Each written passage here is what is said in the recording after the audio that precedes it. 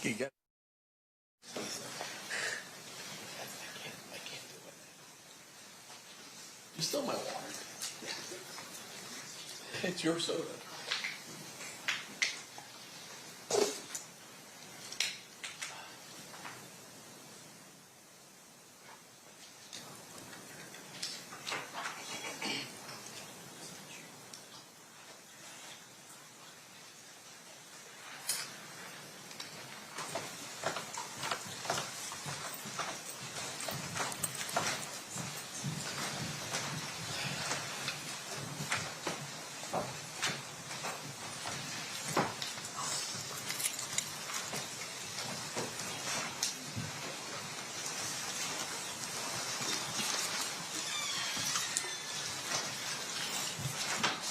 The parties stipulate to the presence of the jury. Yes, sure. You may be seated. Good morning and welcome back, ladies and gentlemen. We are still in the state's case in chief, so I'm going to turn to the state and see who their next witness is. Yes, Your Honor. The state calls Leonard Jefferson. Okay.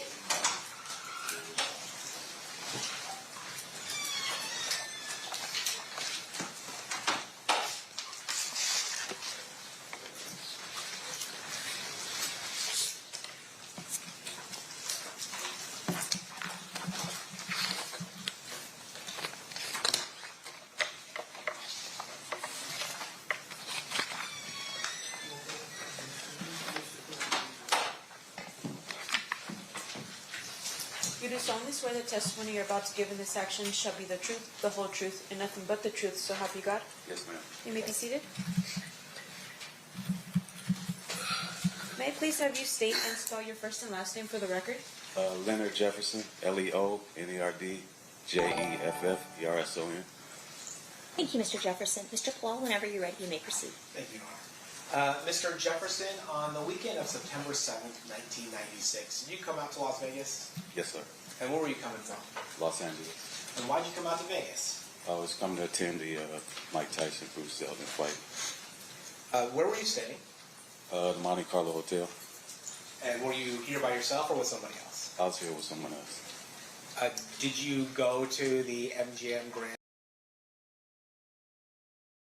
So this is day 5 of the trial. A lot of stuff is going on in the trial right now. The prosecutor is trying to establish that this man is telling the truth on a lot of these things, or just presenting the evidence, and the defense is telling the people that everything that this man is saying is false. Some of the things that the witnesses are saying, they don't match the things he's saying, and that's what's going on at this moment. We're on day 5. You know what I'm saying? So. Excuse me, I'm back here fixing my daughter her little kitchen and stuff right now. So I'll be right with y'all though. My bad. And for the fight? Yes. Did you actually attend the fight? I did not. Tell us about that. Why didn't you attend the fight? I was just in the lobby, people watching, and normally when we come to the fights, we just hang out for a little while, and a couple people were asking, were they selling tickets? Were we selling tickets? Turned them down, and then a couple, I remember were from Detroit, had they were matching green suit, and the guy offered us $2,500 each for our tickets, and we didn't pass it up, and we sold our tickets. I guess you didn't miss much, right? Only a minute 30-second fight. So. Yes, sir. And that's what we talked about on the way coming down. It might be another quick fight. Yeah. In the lobby area while you were watching people, did you see somebody relevant to this case? Yeah, I saw Tupac and his entourage come in. And then was that before the fight? Yes. How did you know that was Tupac and his entourage? I just recognized him, just knew who he was. And had you had previous interactions with Mr. Shakur? Briefly, yes, back in Los Angeles. Can you tell us about what those interactions were about? Back in those days, I used to sell cars, and a couple people that worked for Death Row Records, I sold them a couple of cars, and I delivered them to Can-Am Studios in the Valley, and I just happened to meet them, or they introduced me to them, and we talked about cars, and that was it. Nothing major. So let's go back to Las Vegas on September 7th, 1996. You sell your tickets for a pretty good amount. What do you do afterwards? Continue people watching. Then we, I guess once the fight started, people were still, hanging out, and we decided to go back across the street to our hotel. And we took our money and went to the crap tables. And by the hotel, you're talking about the Monte Carlo? Yes, sir. And then at some point, do you decide to leave the Monte Carlo? Yeah, after a couple hours of being there, I got hungry, and I wanted to. I called California Pizza Kitchen to place an order, and they told me it would be like 20, 30 minutes. And I told my buddy I was about to leave to go to pick up my order. And I walked outside to the valet, gave him my ticket, get my truck. I had a Suburban back then. And once they brought it up, I drove out and went to the Strip, went to the Las Vegas Boulevard. And you had said you were driving a Suburban? Yes, sir. What color was that Suburban? White. So, and just for the folks that don't know, a white Suburban is like a big white SUV. Is that Yes, correct? yes, sir. Then when you were driving down Las Vegas Boulevard, were you headed toward, driving north towards the stratosphere, I guess, as a marker? Yeah, I was headed north, yes.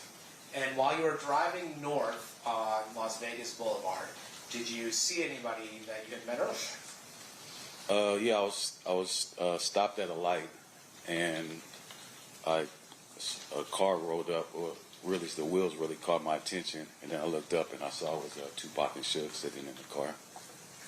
Well, did you try to interact with Mr. Shakur or Mr. Knight? With Tupac, I did. Okay. And what happened? Can you tell us about that? Yeah, I said, hey, what up, Pop? And then he kind of looked and kind of took like a double take. He said, oh, what up, man? And then I said, hey, where you guys headed? He said, we're headed to the club. You should follow us. I said, all right, cool. And then, I don't know, I said, man, let me get a picture real quick. And I had my camera in my center console, so I just grabbed my camera and snapped the picture. So this was before iPhone, so you actually had a physical camera with you. Yeah, I had a 35 millimeter camera.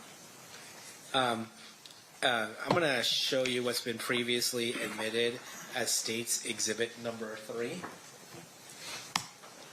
Do you recognize what's being shown to you? Yes, sir. What is that? That's the picture that I took. Now, after taking this picture, so you took this picture at a red light, Yes, sir. and I'm assuming the light turns green at some point. Yes, it does. What do you do? After I took the picture, the light changed green, and they took off, and I recognized like one or two of the cars that were behind them from seeing them from LA. So I let them go by, and then they got in front of me, and then I got 3 cars behind them, behind the BMW, and then we're just driving down Las Vegas Boulevard. At some point, do you make a right turn? Yes. Can you tell us about that? Yeah. So we I don't guess the street is. I remember this Flamingo. We get to Flamingo, and as we're making the right turn, I get on the phone. I was calling California Pizza Kitchen to cancel my food order. Because you're heading to the club, right? You don't need a CPK anymore. Yeah, I don't need CPK. So while I was on the phone with him, like 30 seconds or so, and then all of a sudden I just hear pop, pop, pop, and I kind of like, like looking around, and then I see the cars are stopped, and I see the people in front that were in the cars. They got out of the car and ran to the front. They ran to the BMW. So you hear gunshots, Yes. but you don't. Do you see where the gunshots are coming from? I did not know. And do you see who's doing the shooting? I did not know. You just hear the I gunshots. just hear them, yes. And then when you are looking up, after it looks like you were kind of ducking down a little bit. Yeah, because I didn't know where they were coming from. After you look up, you see people from the other parts of the caravan get out of their vehicles. Yes, sir. And which vehicle are they going towards? They went towards the BMW. And then what happens after the people start going towards the BMW? When they were started running there, all of a sudden I see the BMW make a big wide U-turn going back towards Las Vegas Boulevard. And the BMW, I don't know that we've established this yet. The BMW, is that the car that Suge was driving that Tupac was in? Yes, sir. Okay, so Suge or Mr. Knight makes a wide U-turn. Yes. And then what happens after that? The people, they run back to their cars. And actually, one of the guys, I didn't know who he was. He tried to get in my car, and I didn't know dude. So I guess he realized he was getting in the wrong car or whatever. I don't know what it was. So I got caught up in the little situation. I made a big wide U-turn as well. Now, I made the U-turn. I catch up to, I'm behind the Lexus. It was a green Lexus. So I'm behind him, and then we see Suge make the wide left turn back onto the strip, and he went up on the curb and came back down, and then we all went through the intersection. It was traffic coming through, and we just all made it through. And then we got to, Harmon. We got back to Harmon, and Suge makes another left turn, and now it's like cross traffic. He couldn't get through. And by this time, now we see the bicycle cops. There's a bicycle cop rolls up, and Suge is kind of like, stop here. This is Las Vegas. This is the street he turns on. So he's just stopped. And then the cop drops his bike, and I started to get out, and then I got back in once I saw the cops or whatever. And then what happened? So, okay, so you're in the middle of Harmon in Las Vegas? Yes, sir. And Mr. Knight's car has just stopped at this point. Yes. And you stop as well. Yes. Are there any other cars that stop along with Mr. Knight's car? Yeah, I'm stopped behind the green Lexus. Okay, so I'm literally right behind him in the turning lane. So there's the BMW that Mr. Knight's driving. Yes. You have a green Lexus, and you have white Suburban that you're aware of. And then you said you were going to get out of your car. You see bike cops, and then you decide to stay in your car. Got back in. Yes. What do you see as you're inside your car? Do you look at the BMW at all? I look at it, and then I see, like I said, the bicycle cop rolled up, and then he drops his bike, and then I see Suge getting out the car, and now the officer is yelling commands to him, get down, lay down, and you hear Suge saying, my man, pocket shot, we need help, pocket shot. And then the cops, I kind of blanked out. I didn't really hear what he said. And then the cop, for whatever, walked over there to Suge. Suge got up, and they walked over to the passenger side of the car. Okay, and so initially, is it fair to say there's one bike cop, or are there multiple bike cops immediately? Well, I saw one, but then others came. Okay, so one immediately. I saw one immediately. Okay, so the one immediately shows up, and then other bike cops show up afterwards. Yes, okay. sir.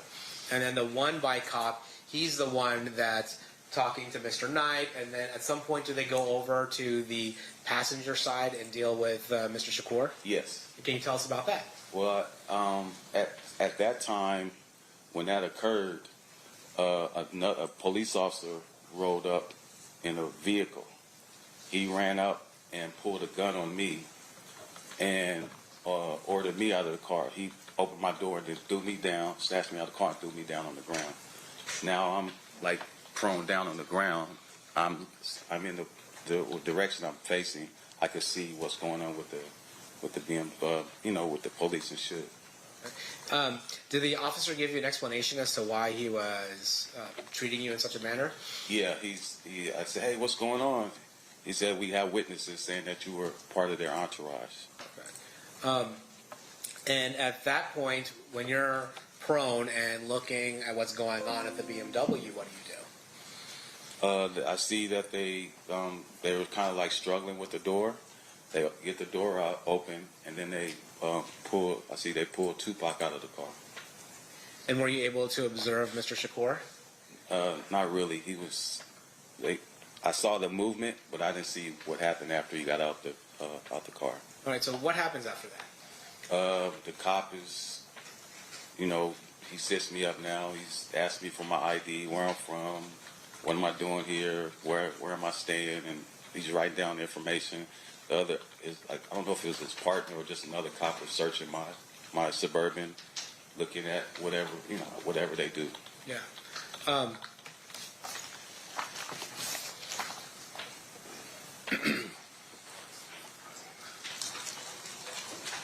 Your Honor, I'm going to approach the witness with state's proposed exhibits 149 and 150. Okay. I'm sorry, Mr. Quality.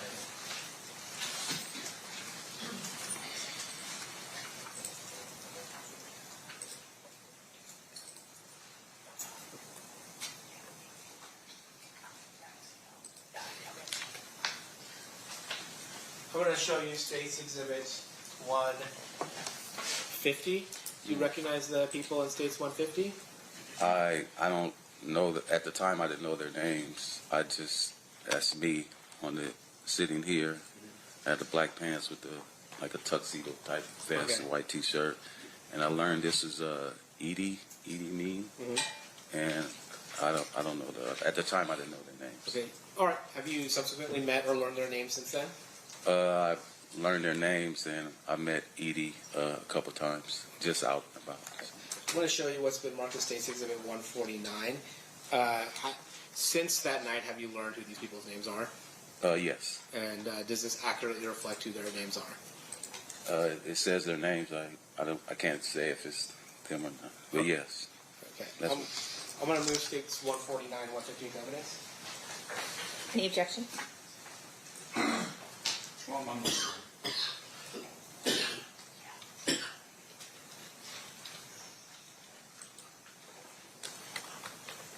At this time, I'm just going to move in 149. No objection to 149. 149 will be admitted. I'm sorry, 150. He meant 150. 150. 149 will not be admitted. 150 will be admitted. Can you, can we publish 150? Yeah. All right. Mr. Jefferson, do you have the mouse in front of you right there? To your... Oh, right here? Yeah. Yeah. Okay, yeah.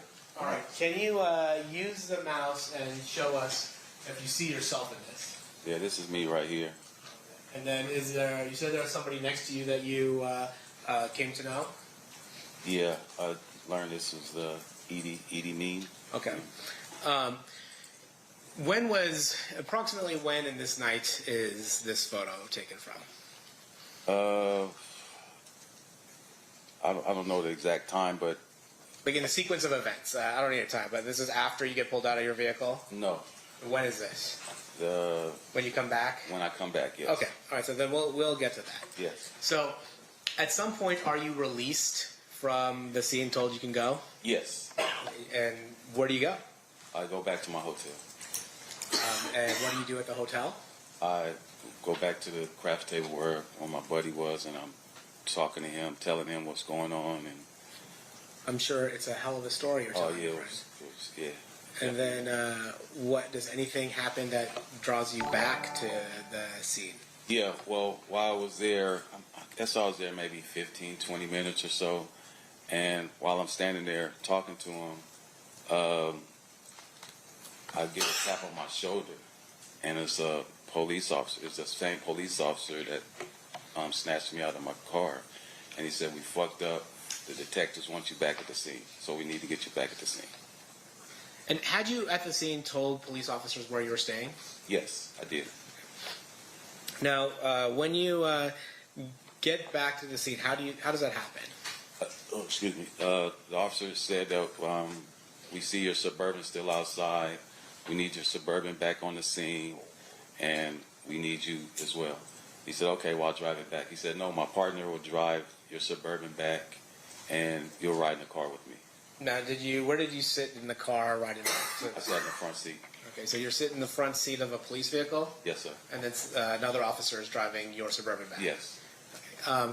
At some point, do they become aware that you actually took a photo of Mr. Shakur and Mr. Knight just minutes before the shooting? Yes. And how does that happen? Well, once I got back to the scene, the officer said a detective will come and talk to you. So I sat in the car 20, 30 minutes or so. And then a detective came over, talked to me, introduced himself to me, and he just asked me, what happened, describe what happened. And did you tell him, to the best of your recollection, what happened? Yes. And then at some point, did they ask for your camera? Yeah, well, I told him that I was in the intersection. I took a picture, and then he got, oh, really? And I said, yeah. And he asked me, do I still have the camera? I said, yeah, the camera's in my truck. And so, do you give it over to the police? Yeah, I back then we had the 35 millimeter where they had the self rewind, because I think I had either 24 or 36 exposures, but I hadn't taken all the pictures. So the camera has like a self rewind where you can rewind the film. So I rewound it and I gave him the cartridge. Okay. So back then there was a roll of film, right? Yes, sir. And then you would load the camera by stretching the film across the bottom of it. Well, it wasn't that kind. Oh, okay. You just put it in, and then it Automatically. Yeah. Okay. Yeah. And then when it was done, it would automatically rewind the film into the canister. Yeah, unless you did the self rewind and you didn't want to do the whole 24, 36 or whatever it was. And so you did the self rewind and then handed over the film to the police. Yes. At some point, do they give you back the film? Yeah, a couple weeks later. And then do you develop that film? Yes. And it's at that point that you realize, oh, I have this photo. Yes. Since that time, obviously, that photo had become pretty famous. Is that fair to say? Yeah. Yes, it has. And as a result of it being associated with this case and the night of this particular murder, has there been some accusations of a conspiracy theory of you somehow staging this scene? Oh yeah. Sure. Yes. And can you tell us a little bit about that? Well, I mean, the internet does what it does. People, it was set up. It was a movie scene. Yeah. That you had staged this scene? Yeah, I staged it. I currently work in the movie industry as a picture card coordinator, so they put that all together. Let me ask you this, or did you stage the scene? I did not. Nothing further. Thank you, Mr. Palal. Cross-examination, Mr. Sant. Thank you, Your Honor.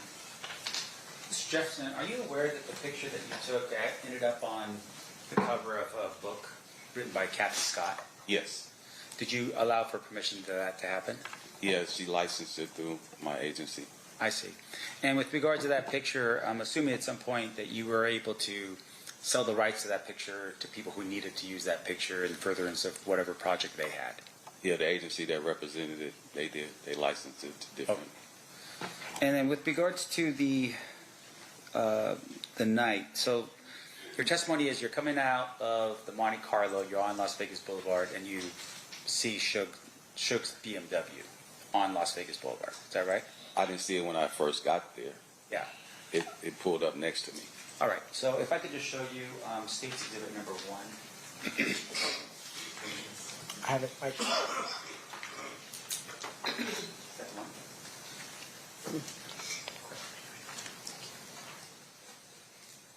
Okay, I'm going to show you what's been marked amid as State's Exhibit number 1 first. And I'm assuming you're not from Las Vegas. No, sir. All right. So this, you just tell me if you can recognize just from this aerial view what we're looking at here with State's Exhibit number 1. I mean, based on what it says, MGM, Carriage House, Harmon, Cobalt, Flamingo. Right. In terms of where the Monte Carlo is or was at the time when you were there, can you point out on this map where it would have been? Is this Las Vegas Boulevard right here? So if you take that cursor. Oh, you know what? That mouse doesn't work.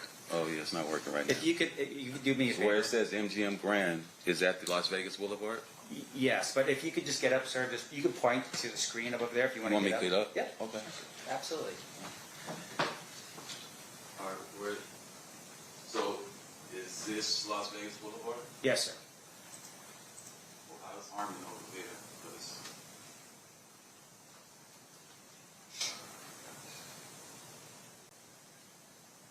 Let me ask you this question real quick. Tell where Las Vegas Boulevard is. Sorry.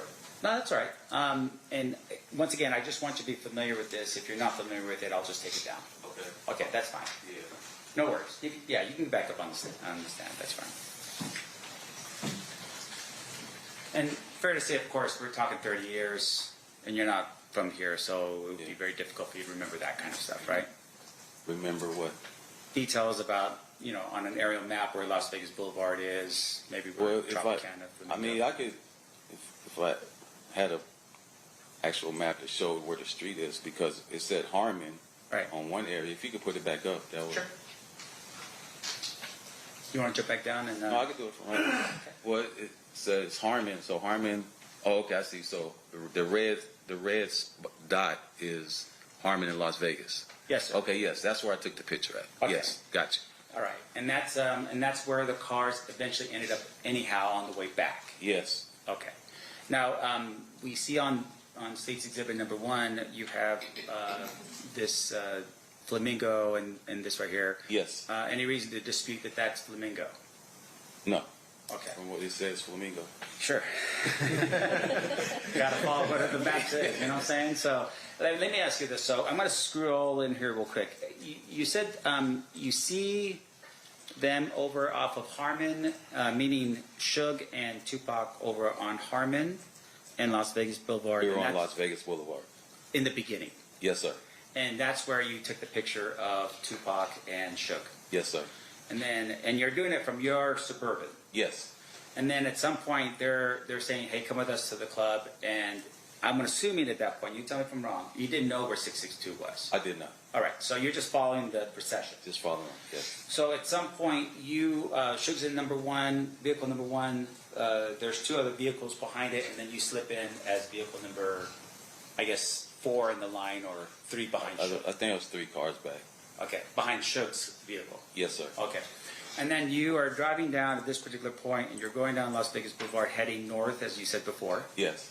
And then you make a right-hand turn on Flamingo. Yes. And then you head down. Now, I just want to be very clear. When you get to that intersection, which would be the intersection where everyone stops, it was a red light. Yeah, I didn't make it all the way to the intersection, to Koval. I didn't make it all the way there. Why not?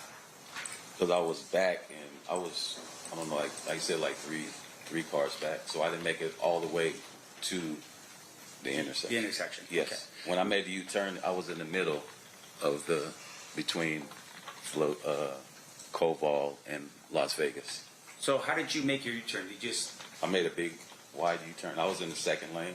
Okay. We were in the second lane, and I made the U-turn into the, I guess, third lane and went back over in another direction. I see. Now, when you make that turn, you come back over, you make a left back on, you're following Suge's vehicle all the way through. Yes, sir. Are you still number 3 or number 4 in the procession? I think I was like number 2. Oh, I was okay. behind the green Lexus. Okay. And then when you get to this intersection, that's That's Harmon. That's Harmon right there. So Yes. that's when you stop your vehicle, you get out of your vehicle at that point. Where they pulled me out the vehicle. Yeah. Oh, yeah, they pull you out of the vehicle. And fair to say there's a lot of confusion going on that night. From who? I would imagine with police officers, they arrive on scene, they don't know what's going on or who's who, right? Oh, yeah, yes. Yeah. But that night, can you describe for us the traffic when you were stopped? I mean, were there cars on the road? Were there people on the sidewalks? Anything like Yeah, that? there was traffic. It was like, I guess you would say, medium traffic. And people on the streets? Yes. All right. Now, when you first arrived and you had seen Suge and Tupac, can you describe for us a little bit about, I mean, they're in the vehicle, and you recognize the vehicle, right? Because I didn't know the vehicle, no. Oh, did you see Suge and Tupac in the vehicle? That's what I saw. The wheels is what caught my attention. The wheels. And then I looked back, and I saw Tupac and Suge. Okay. And were people running up to the car? No. And so when you ran up, Tupac, was he hanging out of the window? Was he sitting in his chair? He was sitting in his seat. Okay. And when you have that conversation with him, of course, you're having a conversation, and it's not like, I mean, you're not hearing people screaming out Tupac's name or anything like that. No. At that particular point. No. Now, in addition to that, you said that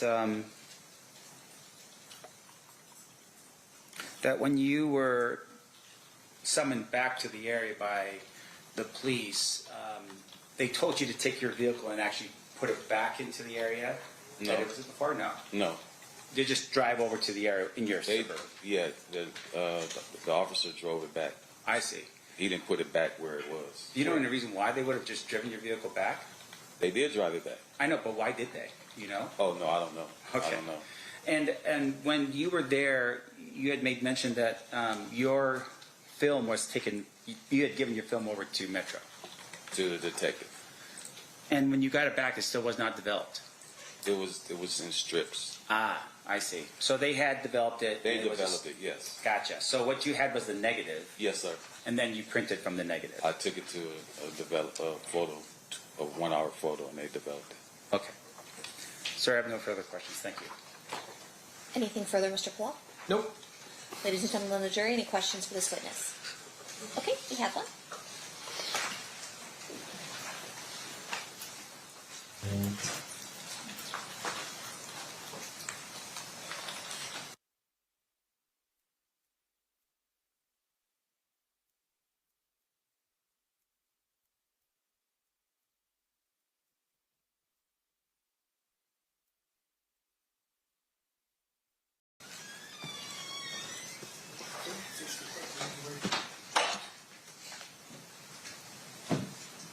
You do solemnly swear the testimony you're about to give in this action shall be the truth, the whole truth, and nothing but the truth, so help you God?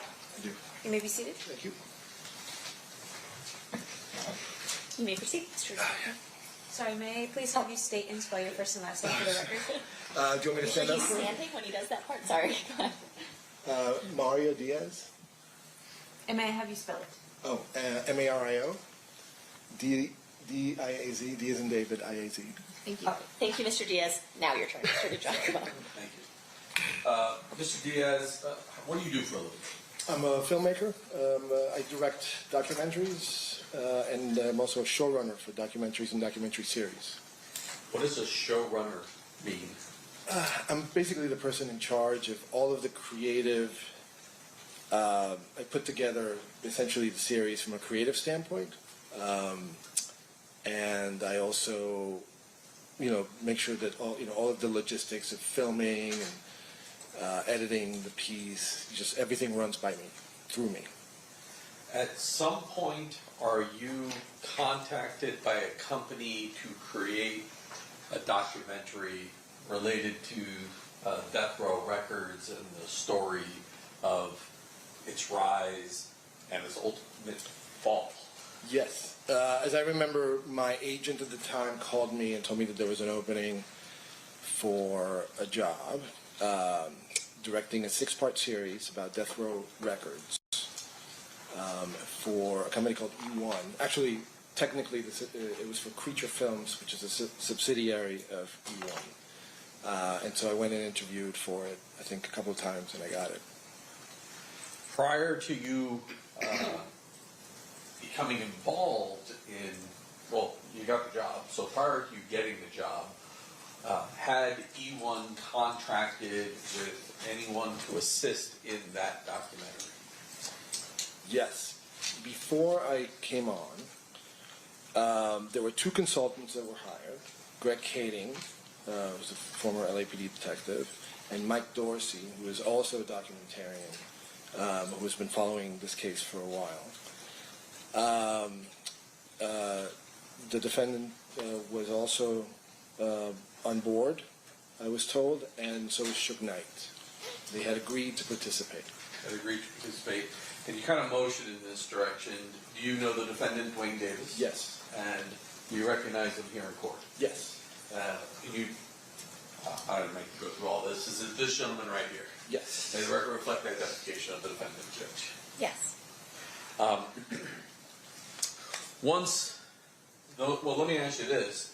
Once you actually took over the job, did you learn whether or not the defendant was being compensated for his role in participating in this documentary? I was made aware that he was being paid, yes. And ultimately, at the end of the day, who's the person who finally provided him the money?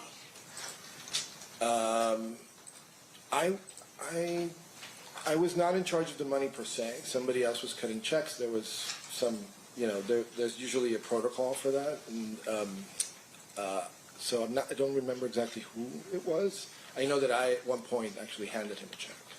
That was my question. Yes, yeah. You're the one. Somebody gave it to me, and I made that handoff. I know it's been some years now. Can you give us an approximate amount of money Mr. Davis was compensated for his participation? Don't remember the exact amount at all, but anywhere from $10,000 to $20,000, I would imagine. And for that compensation, did you conduct interviews on camera with Mr. Davis? Yes. And how many formal interviews did you conduct with Mr. Davis? We did 2 interviews in the summer of 2017. I believe that they were maybe weeks apart from each other, and they were probably around 2 hours and change each. And there would have been a camera rolling for the interview. Well, let's talk about the setup. Describe for me how you had this set up for the interviews. We maybe did, 30, 35 interviews for the entire series. We're filling up 6 hours of material for broadcast. So we did upwards of 30 interviews, and we mostly did them in a studio that the production company E1 had in the building. And we asked Mr. Davis to come to our building.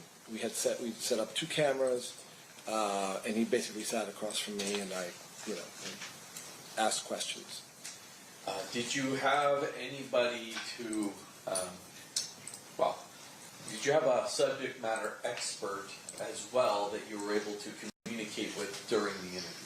So yes, the aforementioned Mike Dorsey was there during the interview. He wasn't in the room; he was in a separate room, and I had him in my ear. So he would sometimes, we would communicate. I would sometimes text while the interview was happening, just to corroborate certain things that Mr. Davis was saying. And Mr. Dorsey, did he have the ability to hear what was going on inside the room? Yes, yeah, he had his own speaker setup. And did you subsequently learn that he had his own recordings of your interviews that were audio only?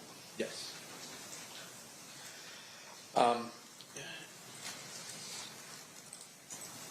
At some point, you wind up making this documentary.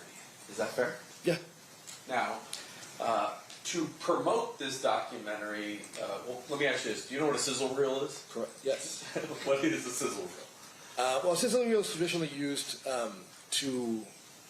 we put together like a little trailer of sorts with existing materials about whatever the subject matter is. And that sizzle reel is used to entice buyers to essentially pay for the production of the series or whatever it may be, documentary, one-off. So in this case, there was a sizzle reel made. And did that sizzle reel get made prior to your involvement? I believe so, yes. And you, obviously, once you became involved, did you wind up using some of that sizzle reel to kind of promote each episode of the Death Row? I don't remember that we did that. It was only used for it was used by the producers to drum up interest in the series. Last night, did you meet with me? I did. And did you watch the sizzle reel? Yes. Judge, I have the sizzle reel marked as State Proposed Exhibit 120. I would offer it at this point. Any objection, Mr. Swift? No objection. All right. It'll be admitted. You can switch it on to me.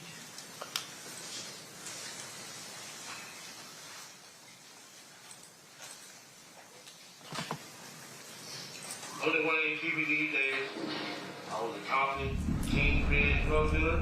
I'm the only one alive that really can tell you the story about the Tupac Shakur. People have been pursuing me for 20 years. newspapers, magazines. I'm coming out now to tell the story because I got cancer. I got nothing else to lose. All I care about now is the truth. This story starts in the streets of Compton, you go all the way to the streets of Las Vegas, where Tupac was killed that night. All the people that was in Vegas that weekend, it's like a curse. Mostly everybody is dead or got life in prison. It was a crazy night, and I was a witness to everything that happened. And it will surprise you, the truth I have to tell you. It's a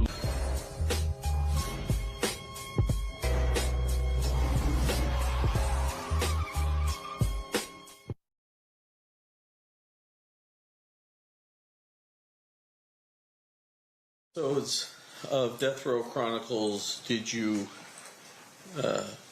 well, I guess, who named it Death Row Chronicles? I think I did. Okay.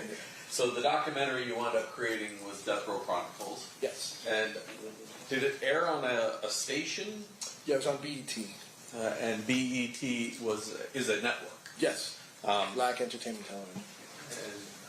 And how many episodes ran? We did 6 episodes, roughly an hour each. And prior to episode 5, is there any audio or video that was produced or shown to the public of Mr. Davis?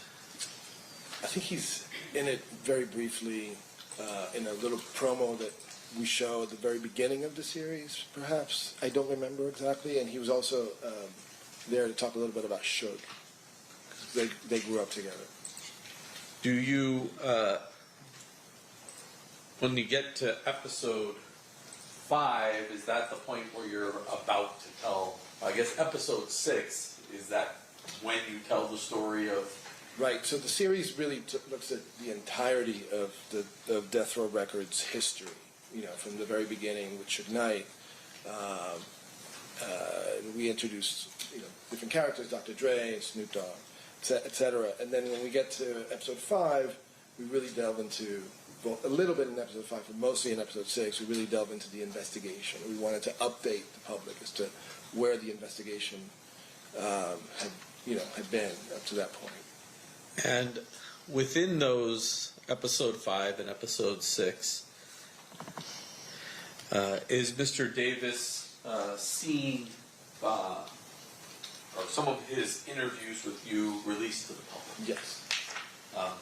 In addition to the fact that Mr. Davis is on there, did you have access to the 2008 proffer recording? I did.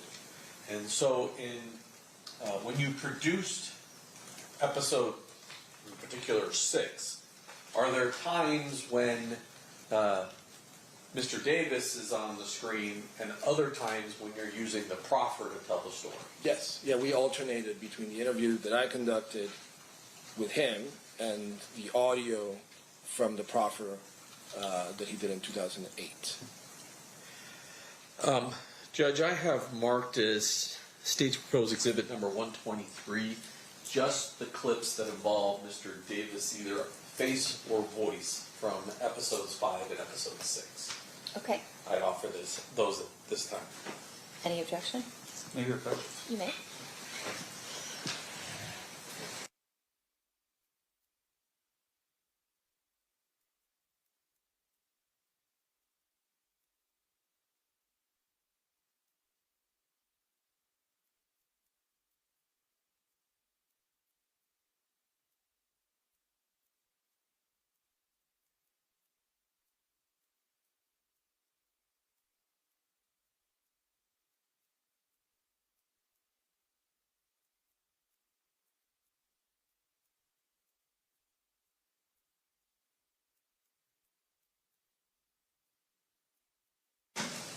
All right, so pursuant to the conversations at the bench, there's no objection to the admission. It will be admitted. So I'm just going to go through these with you. I'm going to start in episode 105. And you can see that generally at the bottom there's a timestamp there of when in the recording. Maybe I should back up.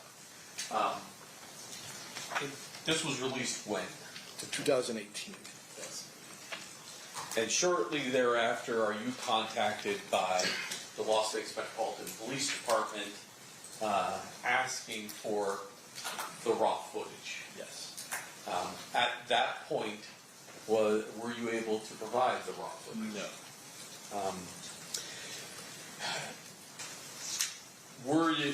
Did you become aware that that the Las Vegas Metropolitan Police Department was only provided what was publicly released in 2018 on BET? What's your response? I'll ask it a different way. Okay. What was the only thing BET was willing to give us? What was aired publicly. And so now I want to go through episode 5 and episode 6 with you.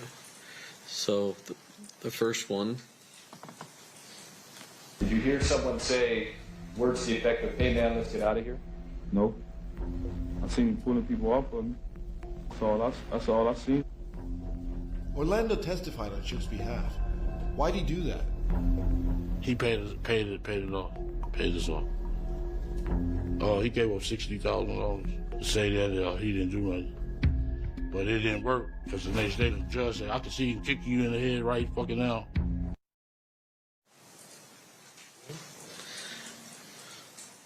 So Mr. Davis told you a story about Mr. Anderson's probation, Mr.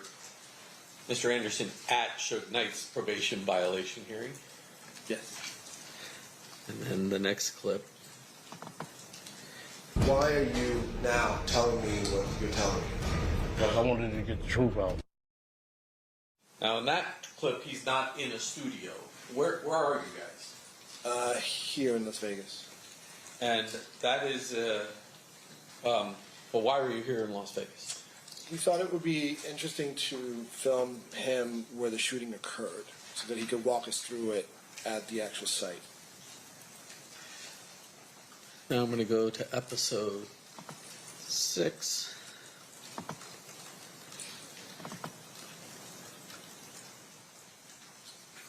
And I'm just going to go with these each in order. Man, but I feel I can still go to jail with that, man. Because this is federal.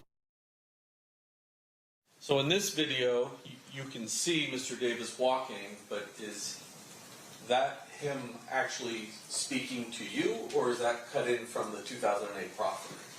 I believe that's the 2000. Want me to play it again? Yes.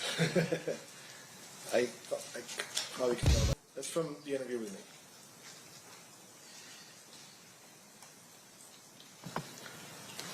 When you say the interview with you, the sound is not the same as when he's walking down the street. Correct. I guess you should ask that question. Yes, correct. So he's there.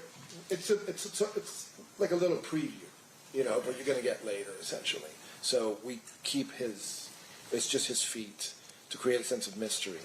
The audio comes from the actual interview that I conducted. In 2017. Correct. Okay.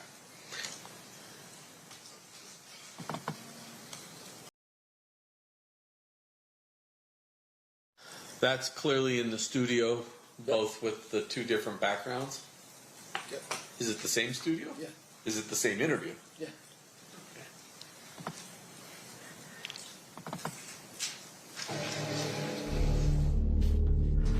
Okay, you ready?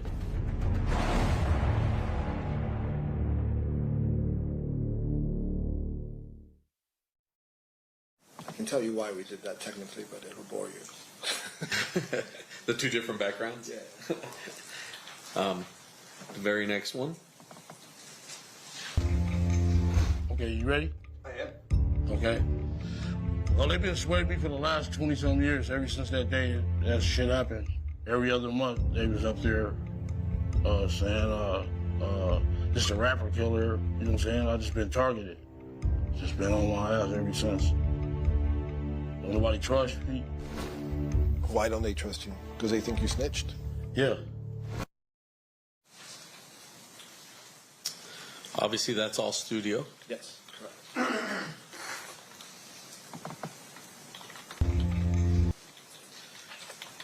So in this clip, it's sort of the last clip, but now you've led into and cut some of the proffering. Correct. Yes. This is where we first introduce it.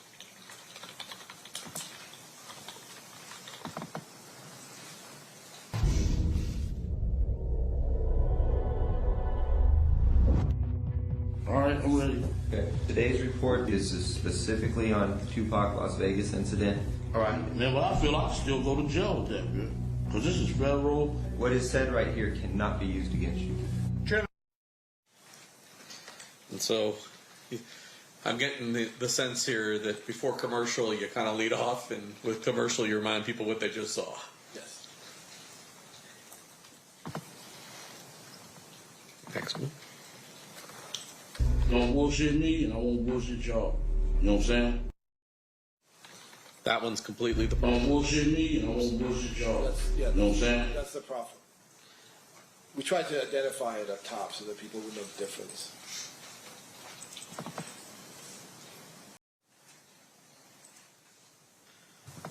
That's a combination of both. Correct. I forgot to ask this question. You said you were there. You said Mike Dorsey was there. You said Dwayne Davis was there. Is there any other person in that room as well? Mr. Davis brought his lawyer, You remember his name? Wayne Higgins. So he had a lawyer with him while doing this with you. Yes. And now I can't remember. It's this one. Went to the partner.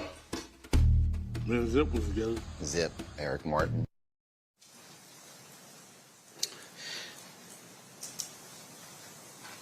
For the most part, although I think you hear Greg Kading's voice. Is that right? Yeah, a little bit, yeah. That's Mr. Davis himself in the interview. I guess we caught a little bit of Mob James there.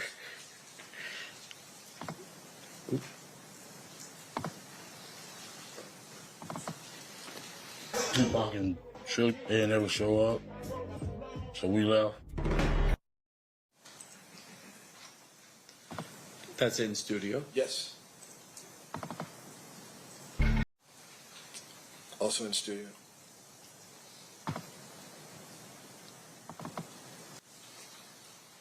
That's a mixture of both. It's a combination.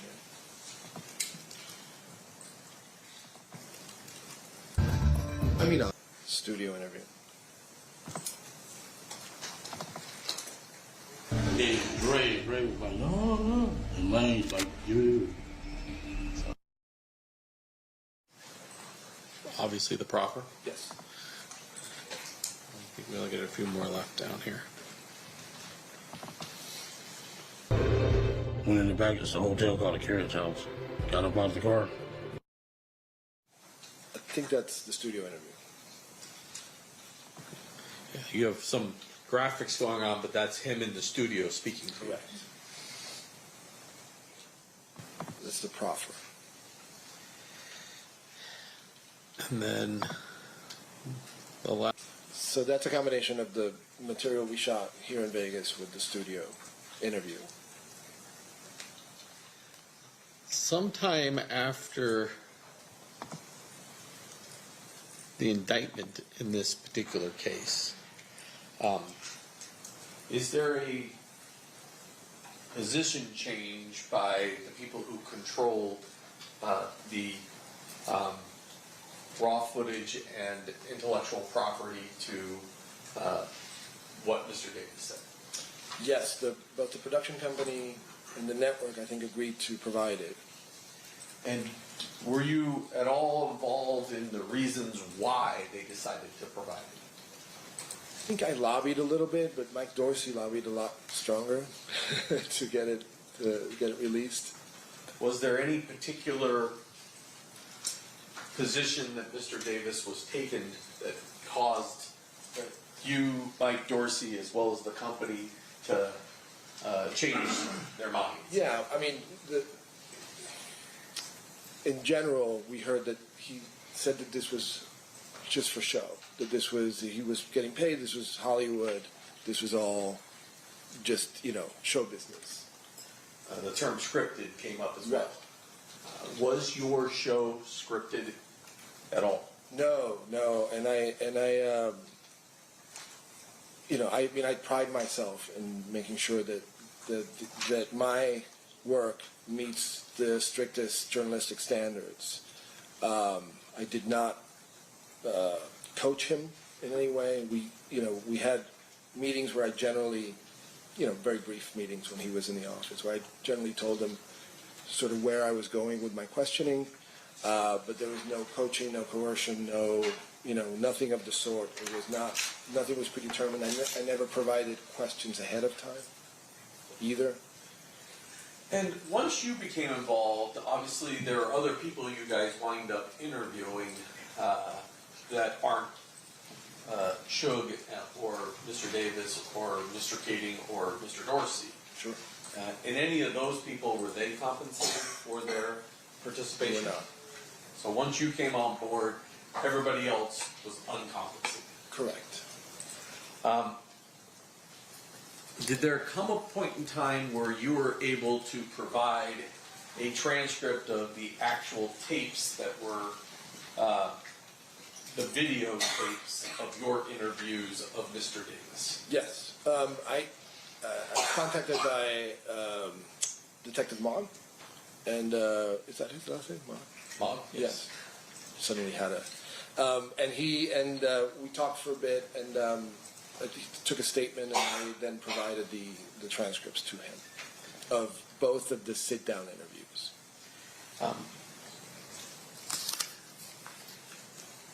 And I'm going to show you something just for identification purposes, but I'm going to show you State's Proposed Exhibit number 113 and 114. Do you recognize at least? What's up with y'all? My bad, y'all. I was doing some shit, man. Now, what y'all, out of the first person that testified, what y'all got out of that, man? What y'all got out of that? I had to get my daughter's shit together, man. She was mad at me. I'm trying to get everything done at one time, man. Busy man. Yeah. What's going on with y'all, though? How y'all heard? What y'all think about the Keefe D? Is he lying? Is he telling the truth? Rich Rapper, what's happening? What's up, Black Bone? What's happening? What's going on with y'all, man? How y'all doing, man? How y'all doing? He cooked. You said he cooked. How you think he cooked, man? Why you think he cooked? Come on, because, you know what I'm saying? Why you think he cooked? Straight up.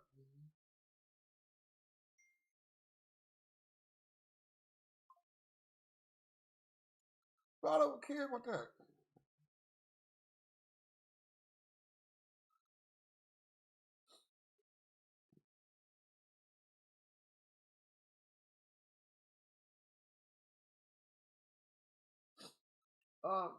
My bad. Damn. I'm talking about last name. What's up, my boy Lamb? All my people's my bad. I'm just doing all kind of shit. Let me get the license shit together though. But see y'all in a minute. We're gonna let this man keep popping it. You know what I'm saying? The first page of those particular transcripts. Yes. And those look like the way your transcripts were provided to us. Yeah.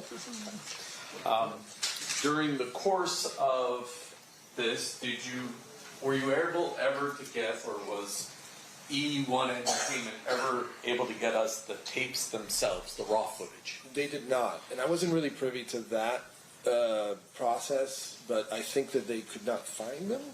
It was what I was told, or maybe they didn't try hard enough to find them. Not sure. Were you aware that Mr. Dorsey was able to give us the audio copies that he had? Yes. And were you aware that there are small sections of the tape that are on the transcripts that aren't on his audio, but he also has things on his audio that weren't captured because the camera wasn't running? Correct. Yeah. When we would break for a break or something, or for lunch, he would continue recording.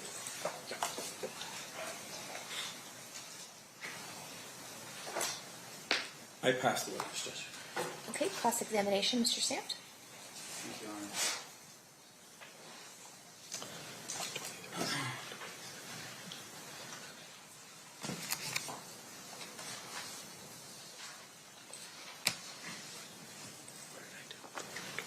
Mr. Diaz, good morning.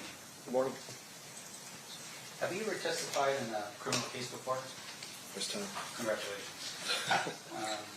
I would imagine it's a little bit of an experience for you. Let me ask you these questions real quick. So, in terms of what you do for work, you are a producer or a director? I'm a showrunner is the technical term. I basically run the entire production. Right. And obviously when we say production, it's something that would be considered maybe geared towards entertainment value, right? Yes. Now, in your career as, and is it considered Hollywood what you do? Not necessarily. No. Okay. Yeah. But in terms of what you do, for instance, have you ever had to take a deposition before? No. All right. And in terms of what we're looking at here on this particular night, you were the director and the producer of this particular project? Yeah. Okay. And you were working for, not Entertainment One, but for another company that was a subsidiary of Entertainment One? Creature Films. Okay, Creature Films. Now, your testimony to us is that, hey, I'm just there. Dwayne Davis shows up for the interview. Is that right? Yes. Who reached out to him from your company to do the interview? I'm not quite sure who did the initial reach out. Just want to make sure I'm clear here. In terms of your work was just only to ask the questions and sort of verify the information that you had prior to the interview with Mr. Davis? Yeah, I mean, generally speaking, yes. I was there to ask the questions, make sure I got the material in order to build the series. Right. And with what you were doing, though, obviously there would have been a team of people with you, right? Yes. Now, the series itself, there's an individual that's named in your series by the name of Greg Kading. Yes. Who was he? Well, I mentioned him earlier. He's a Los Angeles police detective, and he was a consultant on the project. Right, so his name's actually... A paid consultant.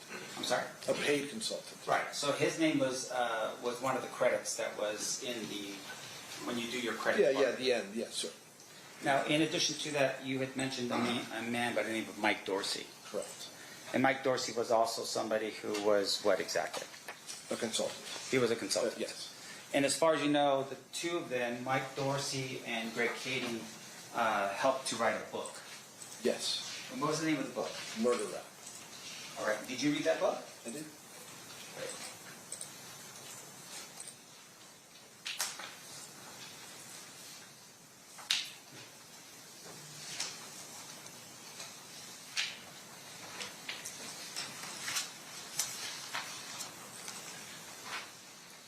You want to make an approach? Sure. Showing you what's been marked as proposed defense exhibit D as in David. Do you recognize this photograph? Mm-hmm. And what is that? Cover of the book. Okay, great. Yeah. Your Honor, this time I'd like to move for the admission of defense exhibit D as in David. Any objection, State? No objection. For a minute.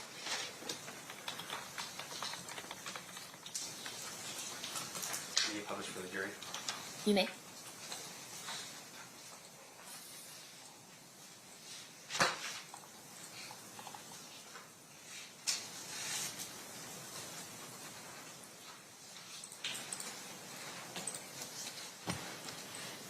That's the book, correct?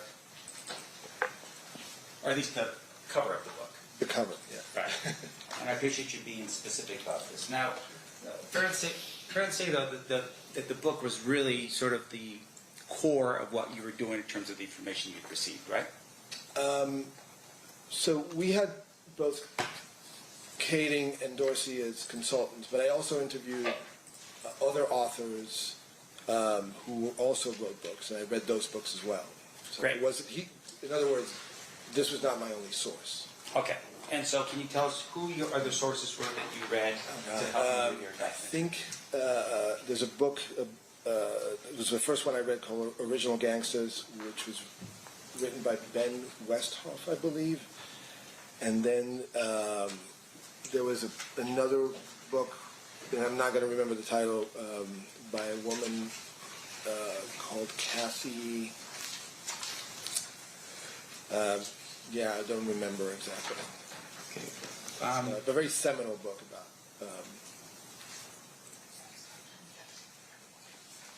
You want to make About West Coast rap and gangster wars. Yeah. You can move freely. I'm showing you what's been marked as proposed defense exhibit E is an Edward. Do you recognize that photograph? Kathy, yes. Okay. Yes. And is that a picture of the cover of the book by Kathy Scott you just referred to? It looks like it. I don't remember what the cover looks like, but Sure. yes. Seems accurate enough. Okay. Your Honor, I'd like to move for the admission of defense exhibit E as an Edward. Any objection, State? What was that? No objection. Okay, so admitted. Sorry, I just didn't hear.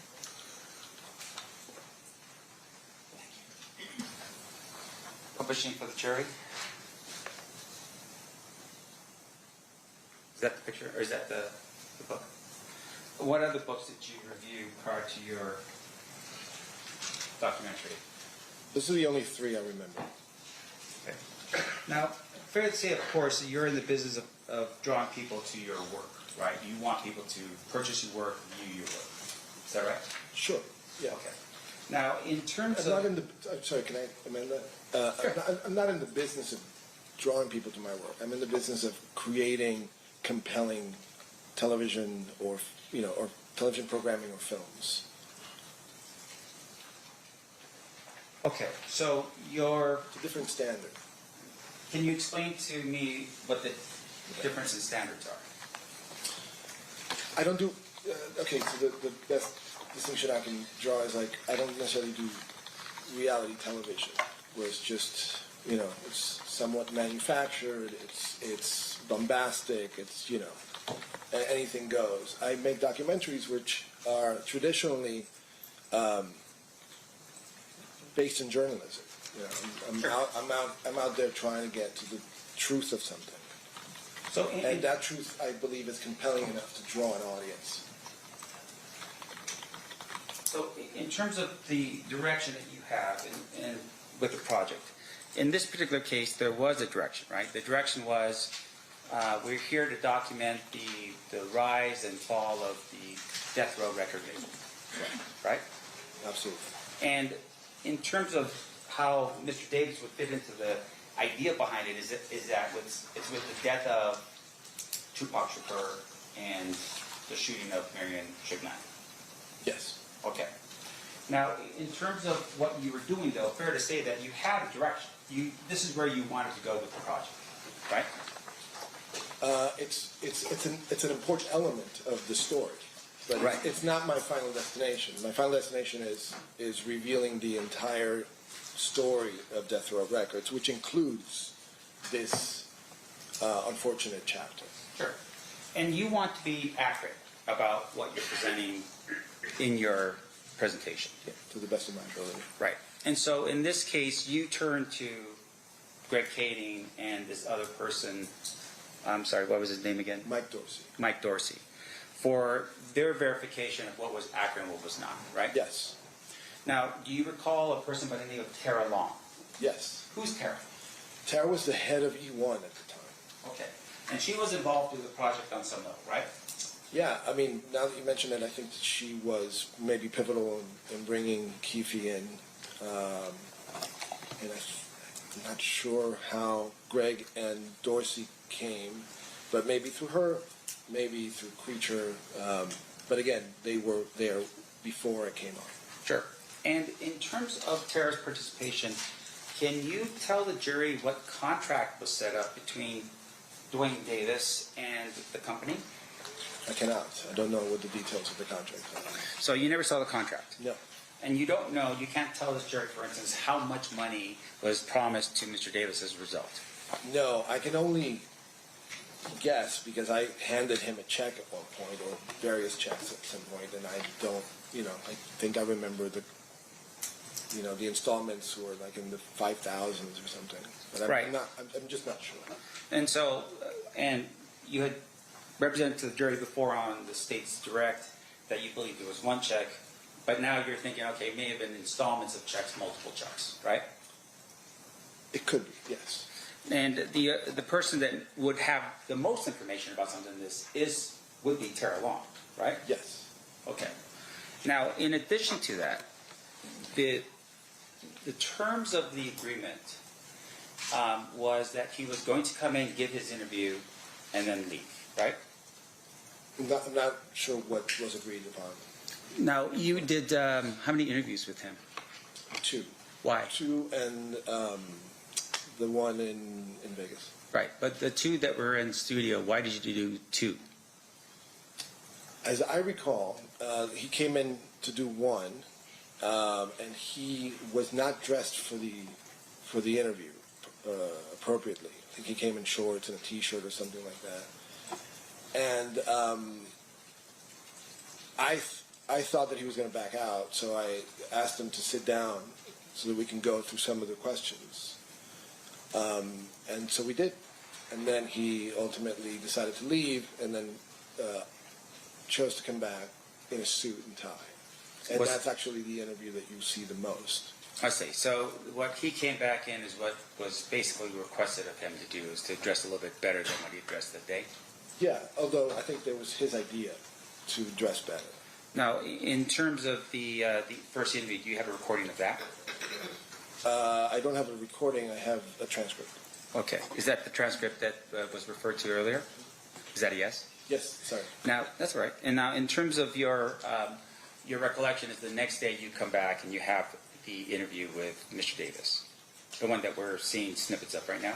I'm not sure if it was the next day, but it was sometime after.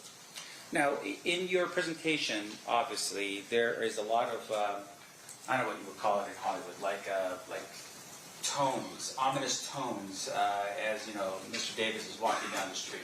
That's obviously for some type of cinematic effect, right?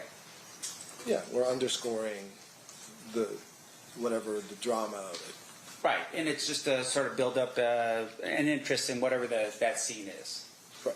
Okay, so the view of Mr. Davis walking, can you tell us where he was walking and why he was walking in the direction that he was being filmed? The one in Vegas, you mean? Yeah. He says it on the clip. He was at Koval and Flamingo, and he was there to kind of walk us through what happened that night. Okay. In terms of walking us through, for instance, do you film him being exactly in the lane, pointing to the other lane and saying, this is the lane where this happened, this is the lane where these women were, or anything like that? Do you have that? Don't remember exactly. So he's standing on the corner of Koval and Flamingo on some corner and saying, this is where my life changed. Yes. Something like that, Yes, right? correct. But in terms of specifics of where it was that everyone was located on the street, did you film him pointing to exactly where this was, exactly where that was, here I was there? I think we did. Okay, and that would be in... I don't have that. I don't think we have that transcript. Okay, and once again, you don't have the transcript, you think you did, but as you're sitting here right now for this jury, you can't show that, right? I can't show it, and I'm not entirely certain. But I would think that if I brought him there, it would be more than just to appear on camera for 30 seconds and say my life has changed. Sure. And I do recall being there for much longer than that. Okay. And once again, it should be captured on film somewhere, if it's from you guys. Okay, but it's not here today. No.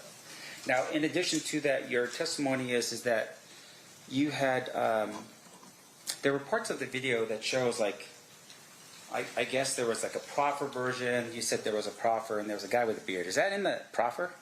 There was a guy with a beard? Yeah, there was. I saw a snippet and there was just a glance, but it was a guy with a beard and you said it was the proffer. Is it just the audio recording with the backdrop of some guy with a beard?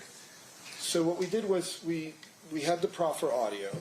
We had the interview that I conducted in the studio, and then we had some recreations where we brought an actor and some actors to kind of recreate the setting of the proffer. And in that, Greg Kading appears. He's visibly in the room, listening to the actor who's playing Mr. Davis. Oh, I see. So it was just a reenactment, dramatization. Correct. Okay. Now, when you're setting that up and that's happening, that's Greg Kading's direction, right? Direction? Meaning that he's telling you, here's how everything was, or, you know, this is how the room looked, or something along those lines. To some degree, yeah. Okay. Yeah. Now, there were some camera considerations there too. And Greg Kading was being paid for his work? He was. Now, he also, at some point, shares with you, I would assume, and you tell me if I'm wrong, that there was a proffer, and the proffer was done in 2008. Yes.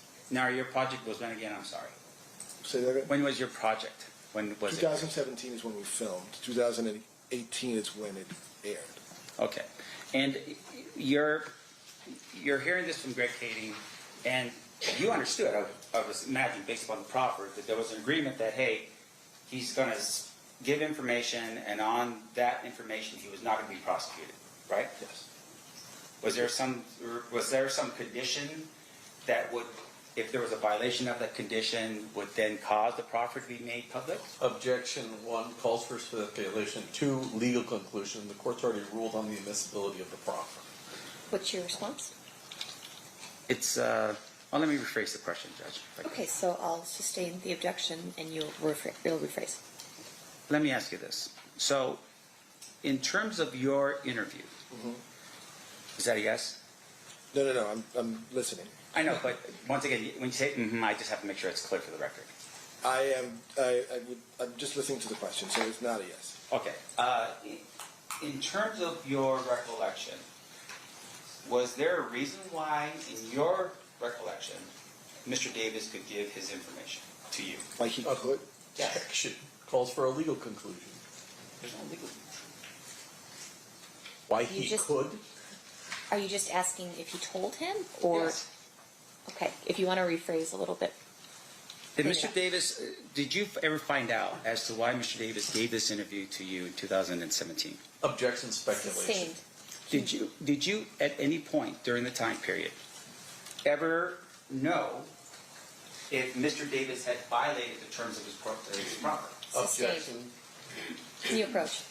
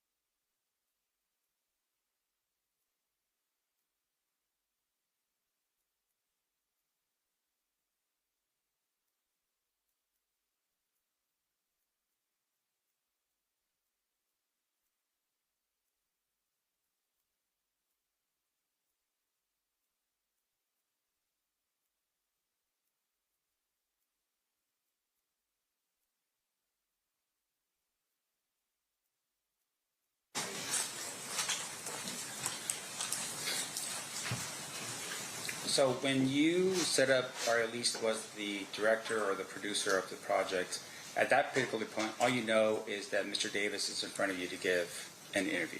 Yes. And when you had an opportunity to sit down with Mr. Davis, you went through an interview, and I want to make sure I'm clear here. Was the interview done in a way where he promised to tell you the truth? No. I mean, I would assume that he would tell me the truth. Sure. But once again, though, it's not like you're sitting here right now where you swore to tell the truth, that you're under oath. Correct. And with regard to the information that you did receive from Mr. Davis, did you at any point verify any of it? Yes, of course. I mean, that's partly why I had Mike Dorsey in another room. Sure. So it would be Mike Dorsey and or Greg Kading confirming the information that you are getting from Mr. Davis. Correct. Now, in the event, though, that you believe that Mr. Davis was not giving you the information that was consistent with Mr. Kading or Mr. Dorsey's interpretation, what would have to happen at that particular point? Well, I mean, I also conducted 30-plus interviews. So some of those other interviews in the show would corroborate what he said or not. But once again, I'm asking you specifically about Mr. Davis.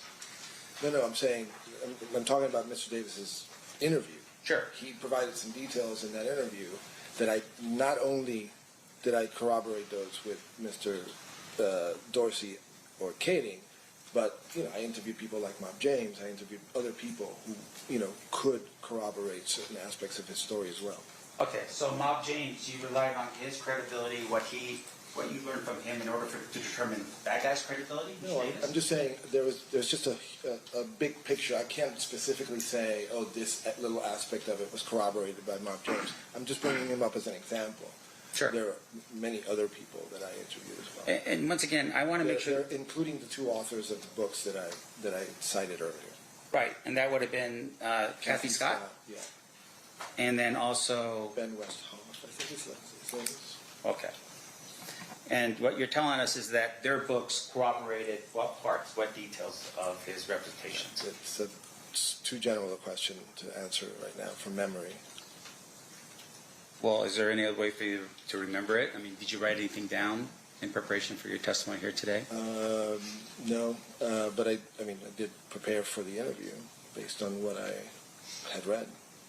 Now, in once again, so your recollection is you used Kathy Scott's book and you used the other book as a way for you to determine whether or not Mr. Davis was accurate in what he said. Yeah, just the circumstances of the murder, like who the players were, et cetera, et cetera. Yeah. And fair to say, again, I'm speaking very generally. Fine, but in terms of the books themselves, were they books in which only you can get a hold of, or were these books accessible by the public? Accessible. You purchased these books? Of course. And in terms of the information that you had before you, was readily available information either through Greg Kading's book, or in terms of Kathy Scott's book, or this other person's book? Could you repeat the question? The information that you were comparing was information that was readily available in Greg Kading's book, Kathy Scott's book, or this other book you had mentioned before, Ben something, Original Gangsters, the name of the book. Is that yes? Yes. Now, after the series had been put together, did you at any point ever ask Mr. Davis to come back and just double check the series before you published it? No. It's not common practice. Sure. It's not common practice, meaning you are the one at the end to determine in which direction you want the presentation to go, yes. Right? And that's, I would imagine, some type of artistic license given to you and your people.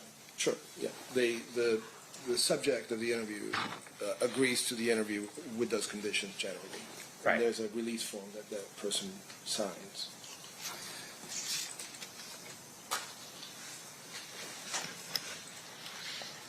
And do you know where the whereabouts of Tara Long now? I do not. Do you know if she's still working in the industry? Not sure.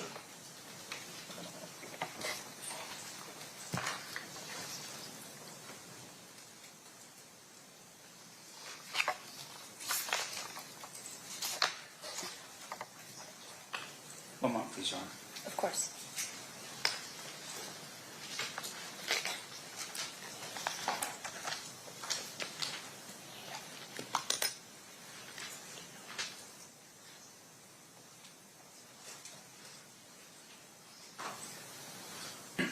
Just one final clarification. In the beginning, we talked a bit about this. I was trying to write it down. Blaze, that very first snippet that we had, it was like Sizzle reel. Sizzle reel. Okay.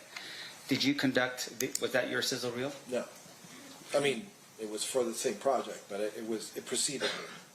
Right. In terms of that sizzle reel, do you know how it was created? I don't know the circumstances. I know he was brought. That's the studio we shot in, so I'm familiar with where it took place, but I don't know who did it, when it was done, or anything like that. And so, in terms, I'm just going to add really quickly that the clip that was shown is sort of a composite between the sizzle reel and then like a promo that BET actually did for the show. So somebody put that together, unbeknownst to me, or away from my control. Okay. And so, but you don't know who that was. And is that a no? No. Yeah. And with the way it was filmed and the reels and so forth, you don't have access to those reels either. Of that sizzle reel? Yes. In particular, no, I do not.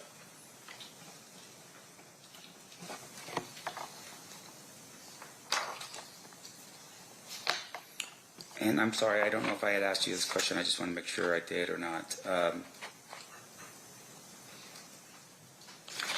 The actual contract itself, did you ever see it for yourself? I did not.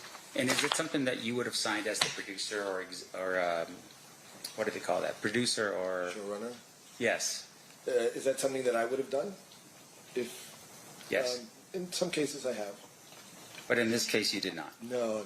It just these are the terms that came with the job. Right.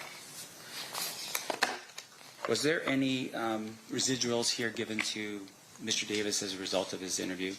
Residuals?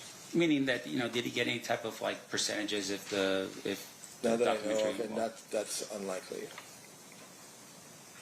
for this type of show or project. Can you tell us how much money was made from the creation of this particular project? No idea.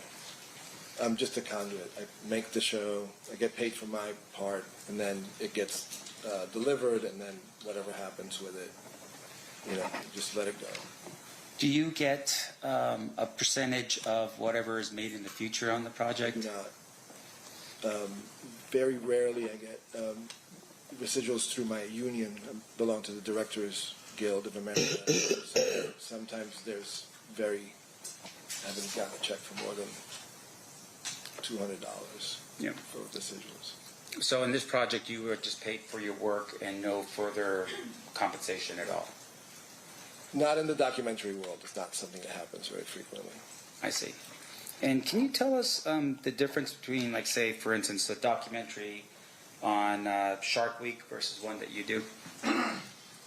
I mean, those are very different things. I mean, they're both documentaries. I don't work with animals, no.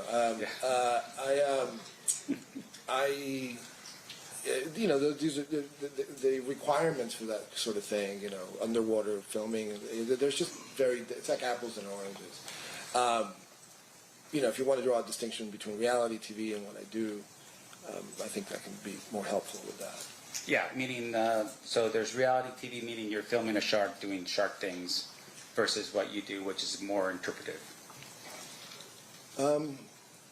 It's not. I want to be careful about how I answer this. Sure. When you're just in nature looking at an animal, there's interpretation too. By the way, there's music added to it. There's other components that would fall into the category of artistic, artistic input. I would say the same is true of documentaries like this, but they're rooted in wanting to present something that's real and accurate, and that's the school I came from. But once again, that's an intention. Is that always the case?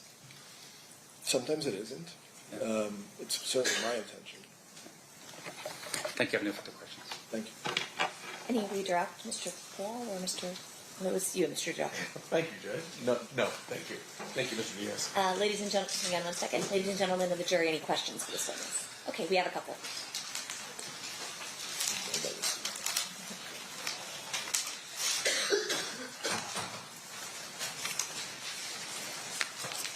Parties approach.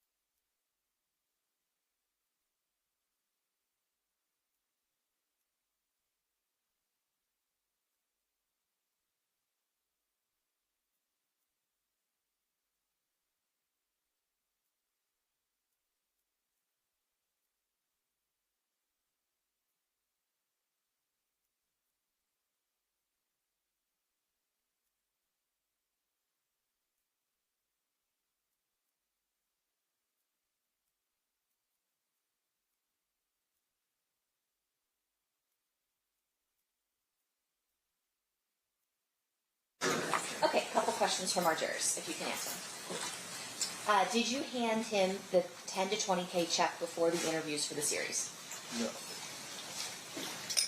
How did the film studio obtain the audio recording of the 2008 proffer? It was given to me by either Mike Dorsey or Greg Kading. I can't remember which. Did Dwayne Davis have any right to approve or edit what recordings or edits were included in the docuseries? No. Was the proffer used to compare or confirm the story Mr. Davis was telling for TV?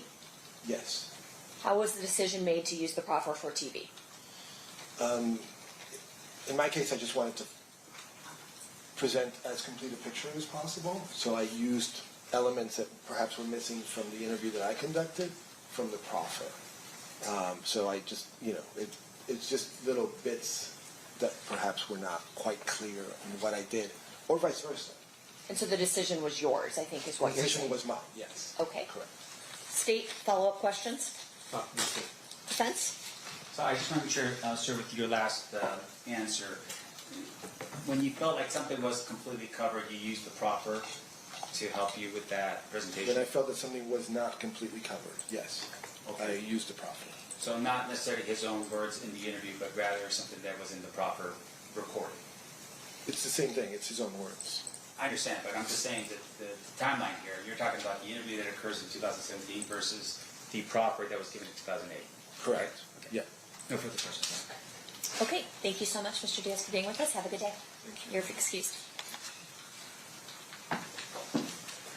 I think the next thing we're going to do is listen to the 2000, which year?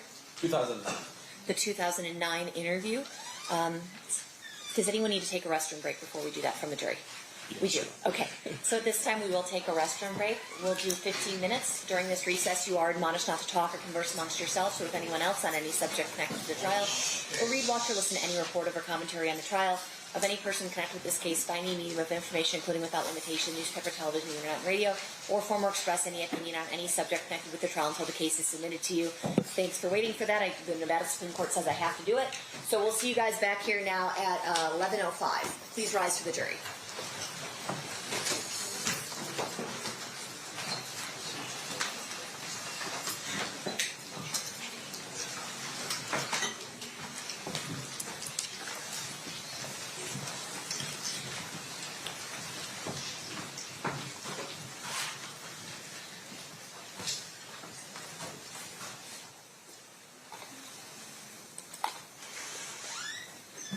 For the record, the jury is exiting the room. Anything we need to address outside the presence? No. Okay, we'll be in recess.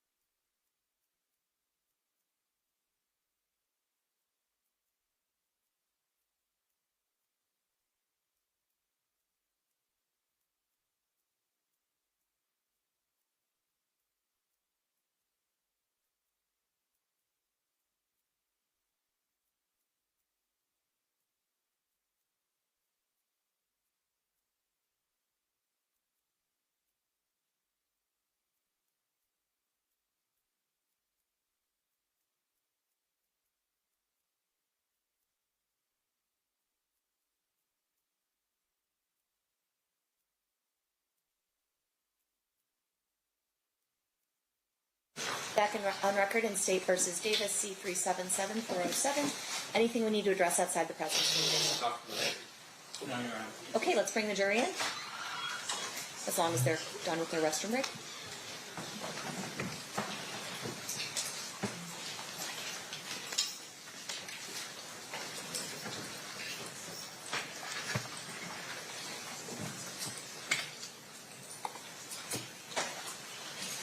Stand for the jury.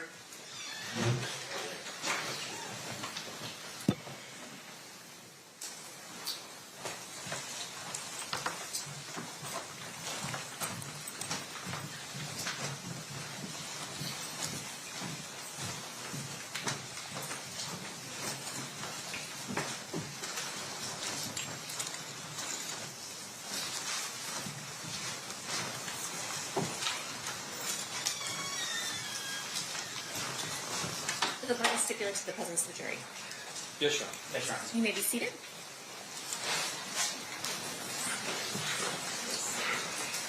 At this time, the state is going to play Exhibit 118, which was previously admitted, correct? Correct. You may begin. This is Detective D. Long, number 3969. I'll be recording a voluntary statement under event number 960907-2063. Investigation of the murder of Tupac. Date and time of occurrence is 9/9/09 at 12:20 hours. We're in an LAPD office called LA HIDTA, HIDTA. With me is Detective Dupree with LAPD. Going into the interview. The person giving the statements is last name of Davis, first name of Dwayne, and name of Keefe, also known as Keefe D.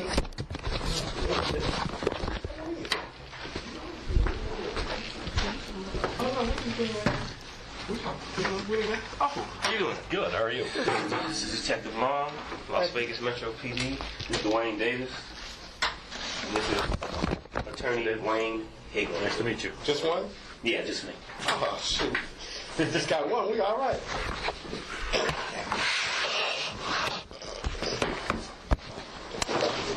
Oh. Okay. So you're one of the investigating officers? Yeah. The original investigating officers were Detective Becker and Detective Franks. Okay. I was at the original crime scene, and they're no longer in homicide, so I've taken the case over. Oh, okay. I've had it since 2000. Okay. Okay. Mr. Davis, you go by... you can call him Mr. Davis, or you can call him Keefe. Keefe D? Is that correct? Or Keefe, either one. Okay. Yeah, what you feel comfortable with. Okay. This is actually, I took quite a few notes here, but I don't even know where I'm going to be going in this thing. Okay, let me say something to my client in front of you so he understands. Okay. You know, it's like an informal meeting. He's just trying to get some information.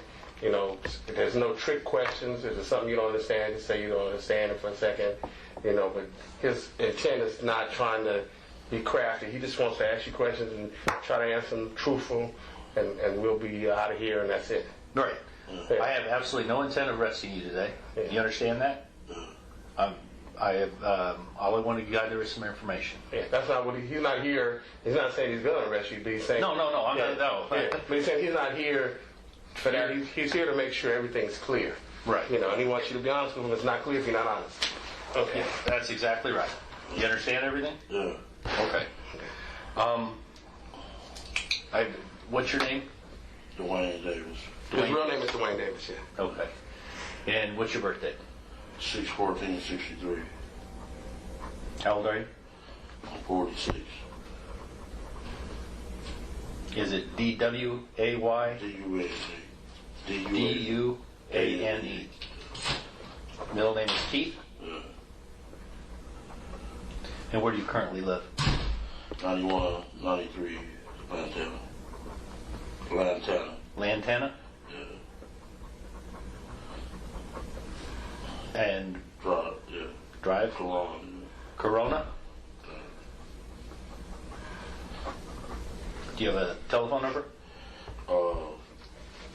That works. Give me one that works. Or just. Do you have a landline? Yeah, 951 603 3474. Okay. And who do you live there with? My wife. What's her name? Paula. Paula Davis? Yeah. Does she go by any other name? Clemens. Clemens. Okay. Now, we're going to be talking about Tupac. Is that right? Well, whatever you want to talk about. He didn't actually, I didn't brief him, so. Oh, okay. You're telling him. Well, Detective Dupree gave me a call, and he says you may be help to me in the Tupac murder back in '96. Yes. Is that correct? Yes. Okay. And back in 1996, you were living where? Compton. On Burris Street? On California. On California Street. Okay. Did you have a place on Burris? No, I didn't have no place on Burris. Okay. 1405 Burris, who was living there? That's my dad's house. At your dad's house? Yeah. Okay. And you had other family that was also living on Burris? Yeah. And who was that? Lando and my sister, Gail, and Roslyn. Okay. Lando being? Orlando. Orlando what? Anderson. Okay. I know you know that I know what you're talking about, but I need to hear it from you. I'm going to ask you really stupid questions. I just need to hear the whole answer. Yeah. Okay? Okay, so Orlando Anderson is what to you? It's my nephew. And he went by what name? Baby Land. Did he go by any other name? No. Lando? Lando, yeah. Yeah. Well, that's what I'm referring to, because we've heard both. So I just want to know if that's the person we're talking about. Yeah. Okay. Did you have any other family over there? No. Do you have a brother? Brother?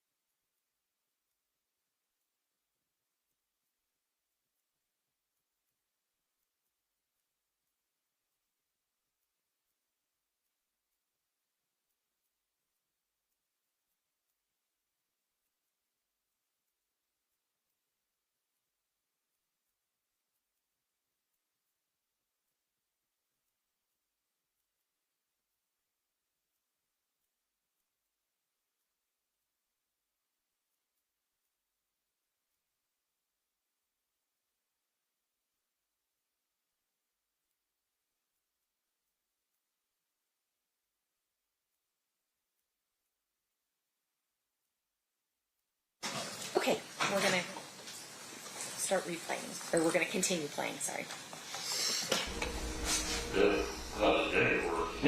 Okay. Specifically living on Burris. Kevin? No, he wasn't on Burris neither. No, he wasn't? Okay, where did Kevin live? In 96, you're saying? Yeah, in 1996. He lived in Norwalk. Norwalk? Okay.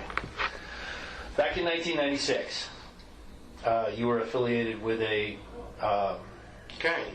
Okay, thank you. Okay. You were affiliated with a street gang? Yeah. Which street gang would that be?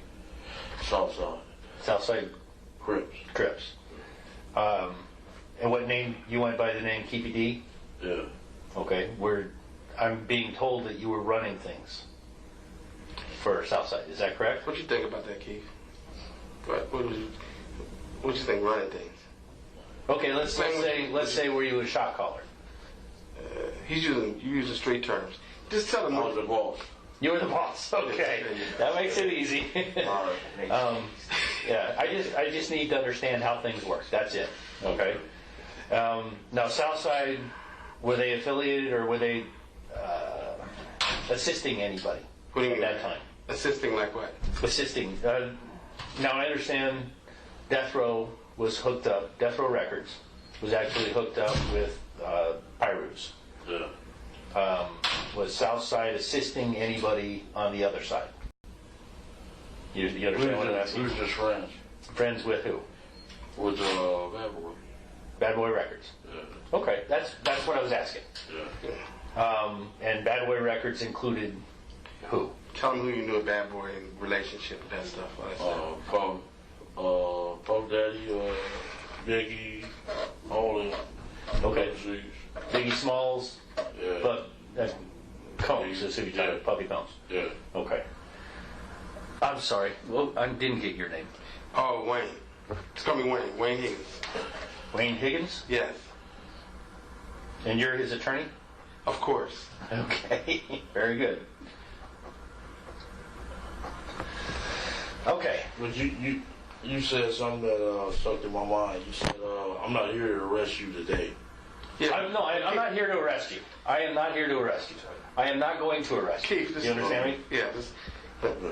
He just wants some facts that maybe we have previously discussed. You know, just straight facts. Because once you tell straight facts, it really, I don't think it's going to be much of a basis for that discussion. The reason I said that, I just want you to know that you're free to leave. I'm not arresting you. That's what I'm trying to tell you. That's all I was trying to tell you. My wording was poor. Okay? I'm sorry. Okay? Yeah, I'm going to leave. I'm going to go back to Las Vegas. You're going to leave and go wherever you want to go. Yeah. Okay? We're good on that? Yeah. All right. Okay. I'm still building up to the night in September, and I'm trying to get some of the background information put together. That's what I'm doing. Okay. I understand that Kevin was there, Orlando was there. Who else went to California or Las Vegas with you, or met with you in Las Vegas? How should I put it that way? Tell him the people you was around when you was in Vegas. Corey Overs. What did Corey go by? C-Ray. C-Ray? Yeah. Okay. And he's Southside? Yeah. And, okay. Is he still alive now? Yeah. Okay. Who else? DeAndre Smith. I remember DeAndre. That's Big Dre? Excuse me.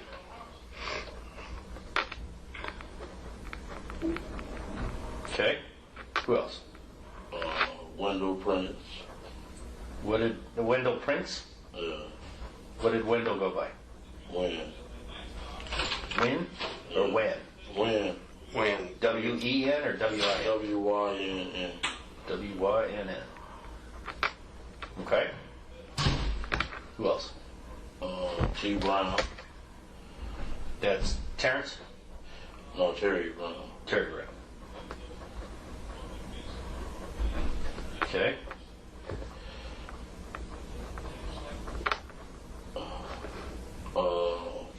session. Hey, listen though. They said Lando Anderson is the one that killed him, right? Now, if that's true, I don't know what's true or what's not true. I wasn't there, so I don't know. That's what the world been saying for umpteen years, that Lando Anderson killed him, right? But they still saying Keefe D, if he passed him the blower to kill him, he's still a part of the crime. If you get caught, if you get killed in the midst of a crime, and I'm your crime partner, I get the murder case. Same thing here. If you kill somebody, bro, there's nobody, because he the shooter, and that's what, no. It's the whole plot. So that's what they got trying to get him on right now, for handing the gun over. That's what they trying to get him for. If he telling the truth by handing the gun over, that's what he in trouble in. That's what they saying. Spelled like that? Yeah. S-E-S-S-I-O-N? Yeah. And what did he go by? Trey Dog. Trey Dog. That's Southside also? No. Who is he? He's from Long Beach. He's a C student. Okay. He's Long Beach, what? Inside. Inside. Check. Anybody else go down there with you?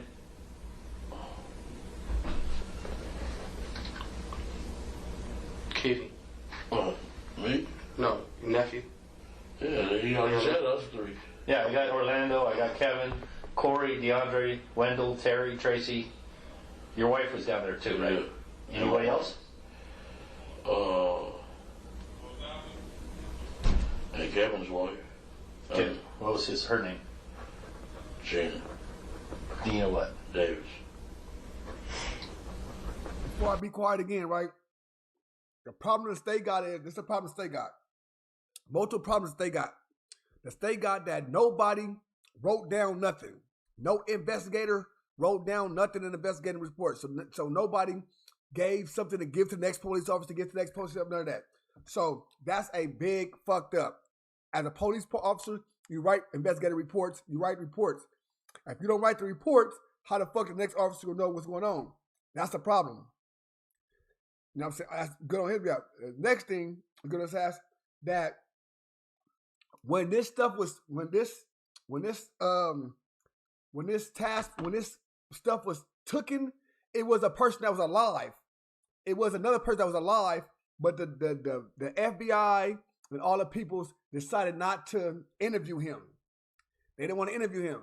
That's another red flag. Straight up. That y'all didn't believe him. That's a red flag that it took y'all all this time to get, and a retired police officer had to come back from retirement and press for a grand jury. It's a lot of fishy stuff going on here. Straight up. The thing I heard today was Greg Caden helped him break the fucking agreement. Where Greg Caden taking them places to do a movie. That's the police is helping you break the proffer agreement. You can't do that. Greg Caden taking him to shopper stuff around, that's not how it's supposed to work, bro. But let's keep going.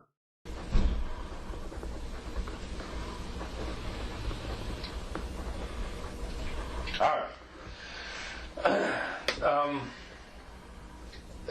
How did everybody get down? I'm sorry. Was Orlando's girl down there too?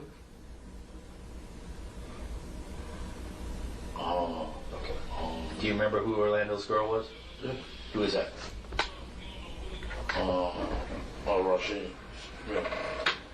Rashina? Yeah, Rashina Smith. You have any idea how to spell that? R-A-S-H-I-N-A. Yeah. Rashina Smith. Okay, very good. That's his girl. I don't know if she was down here. I'm not sure. I'm not sure. Okay, that's fine. How did you get to Las Vegas? I drove a rent car. Was this like a week beforehand, the day of, the day before? You remember? We came down there like a couple of days before. A couple of days before? And you were going to rent a car? Yeah. You remember where you rented it? Avis and Long Beach. Did you know anybody at the Avis? Or just walk in and rent it? Okay, what kind of car did you rent? I think it was Cutlass or Buick Regal or Cutlass, one of the two. It was green.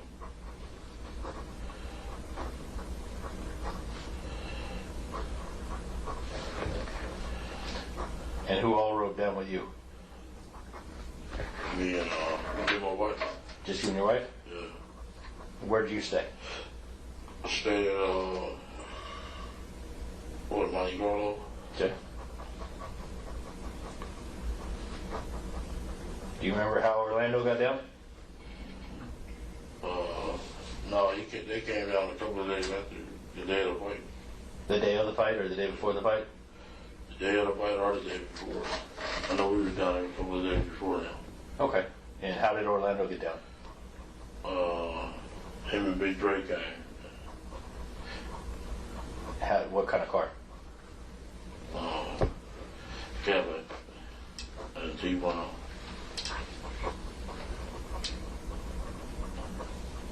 Okay. Where did the Cadillac come from?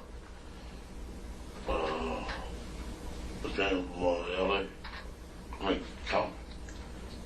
Was it somebody's car? Was it a rental car? Do you remember from where? No, I don't remember from where. Okay. What color was the Cadillac? White. Four-door? Big one? You remember what kind of cab?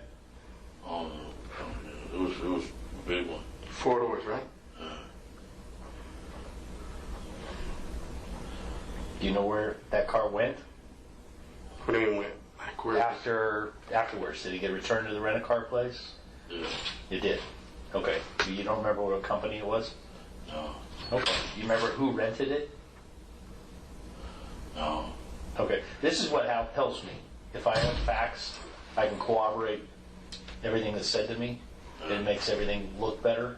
So that's what I'm doing, is I'm trying to build up things. There's a lady, she died though. She passed away. What's her name?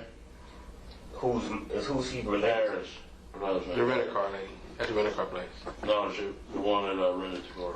Well, she was related to somebody, she was friends with somebody, something in the family, somebody from the hood. T. Brown. T. Brown's girl's mother, something like that, yeah. T. Brown's girl's mother. You said she passed away? Yeah. The Harris lady did? Yeah. Okay, deceased. Do you remember the girl's name? T. Brown's girl? No, I don't remember. It's been a while. I don't remember her name. What was her name?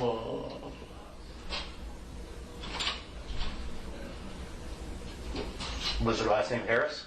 I think so. Yeah. Okay. You remember the first name at all? No. Jeez. I'm trying to remember. You said Tisa or Teresa? I don't know, I'm sorry. He was just guessing, I don't think he... Yeah, I'll get back with you on that. All right. Okay. And then who else from Compton went down? Just the people I gave. Okay. Any other vehicles? Oh, wait a minute. How did Kevin get down? They went down in the van. Where did the van come from? I think Corey people had rented it. Corey Edwards people? Yeah. Did Corey drive with Kevin? Yeah.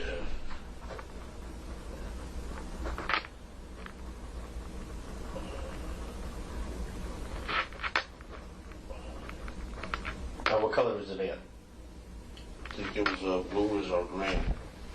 Bluish green. Do you remember what kind of van? It was an Astro or something like that. Okay. And you think Corey Edwards' people rented it? Yeah, I think so. Do you any idea who? I don't know. Okay. And so Kevin Davis, Corey Edwards, who else were in that car in the van? When Tracy. Wendell Prince and Tracy Sessions. Okay. Did they go down the day before also, or do you remember? The same day I went. Okay. Do you remember where Orlando, Big Dre, and T Brown, where they stayed? No, we was over, mostly all of us was that long. At the Monte Carlo. Yeah. Okay. What about your brother Corey, Wendell, and Tracy? Where did they stay? Monte Carlo. Monte Carlo. Okay. All right.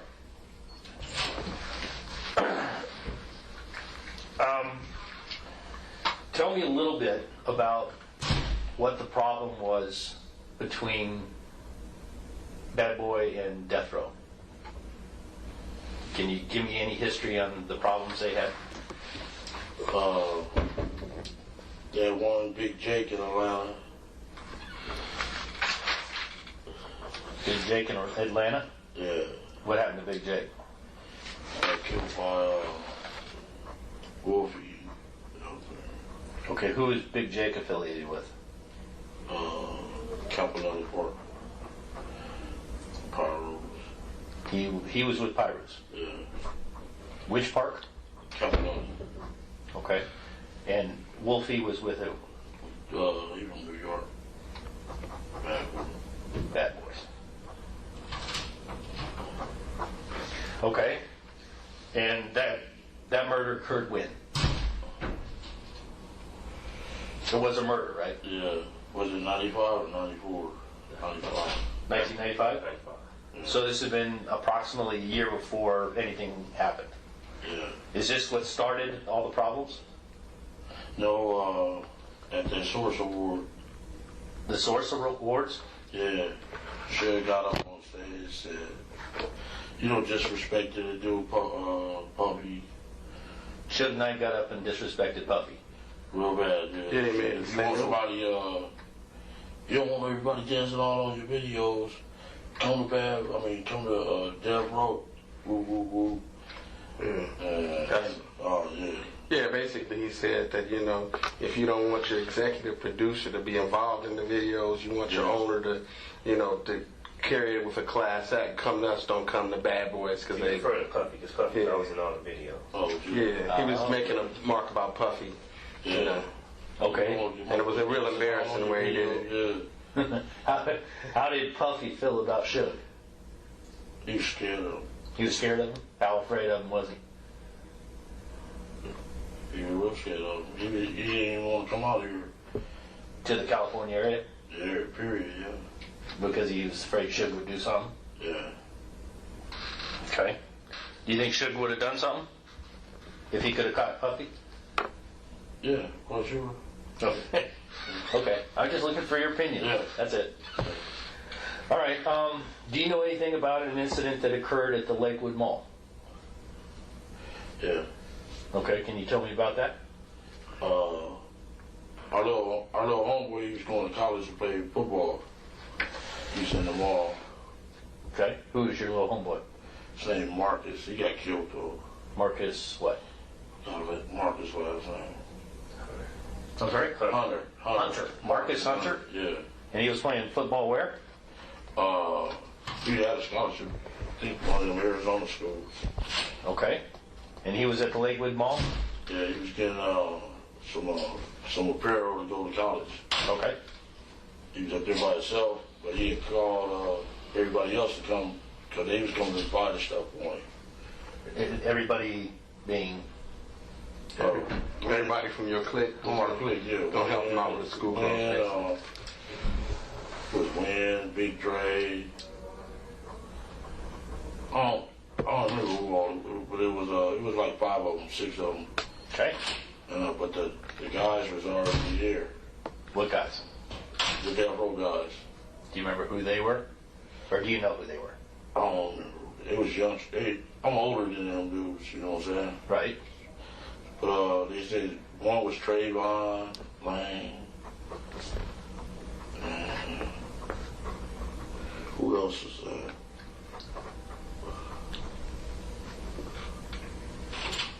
Kevin Wood. Yeah.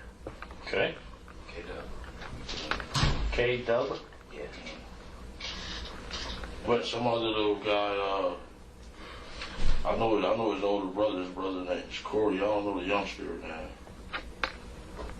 Corey, you know who Corey's? No. Okay. And another youngster? No, I know the brother. Corey is his brother. Okay. He's a little bit older than dude, so I kind of know him. It's Corey's brother. Their mama name is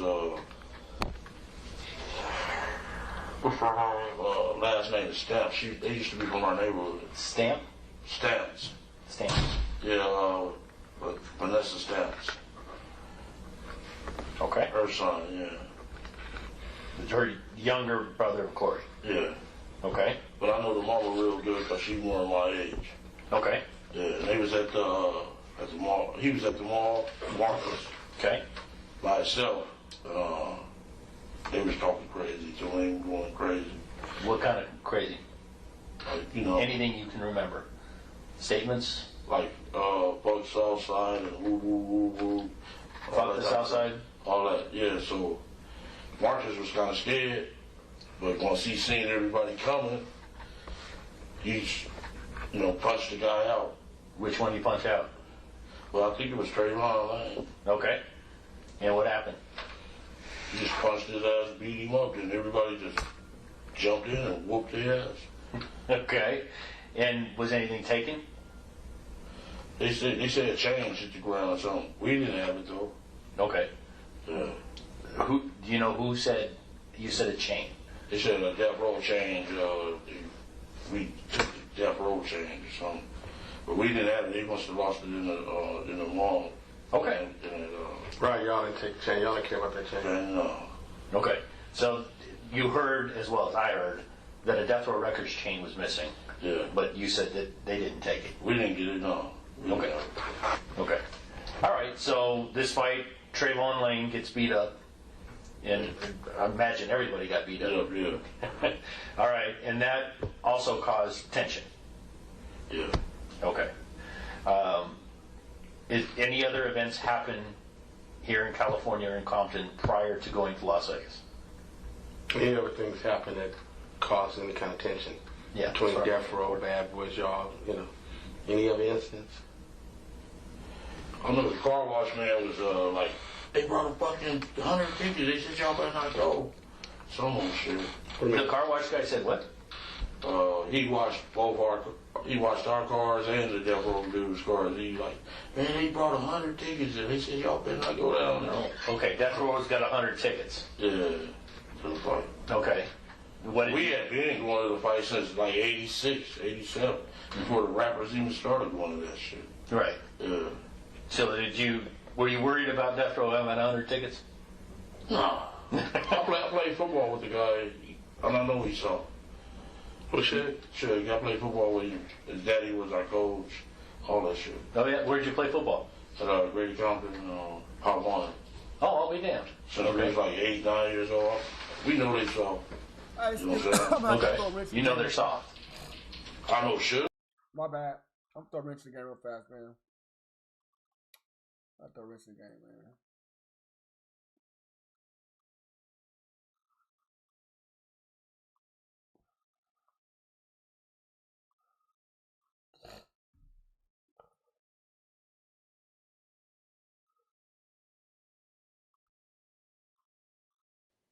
I am intelligent, wise.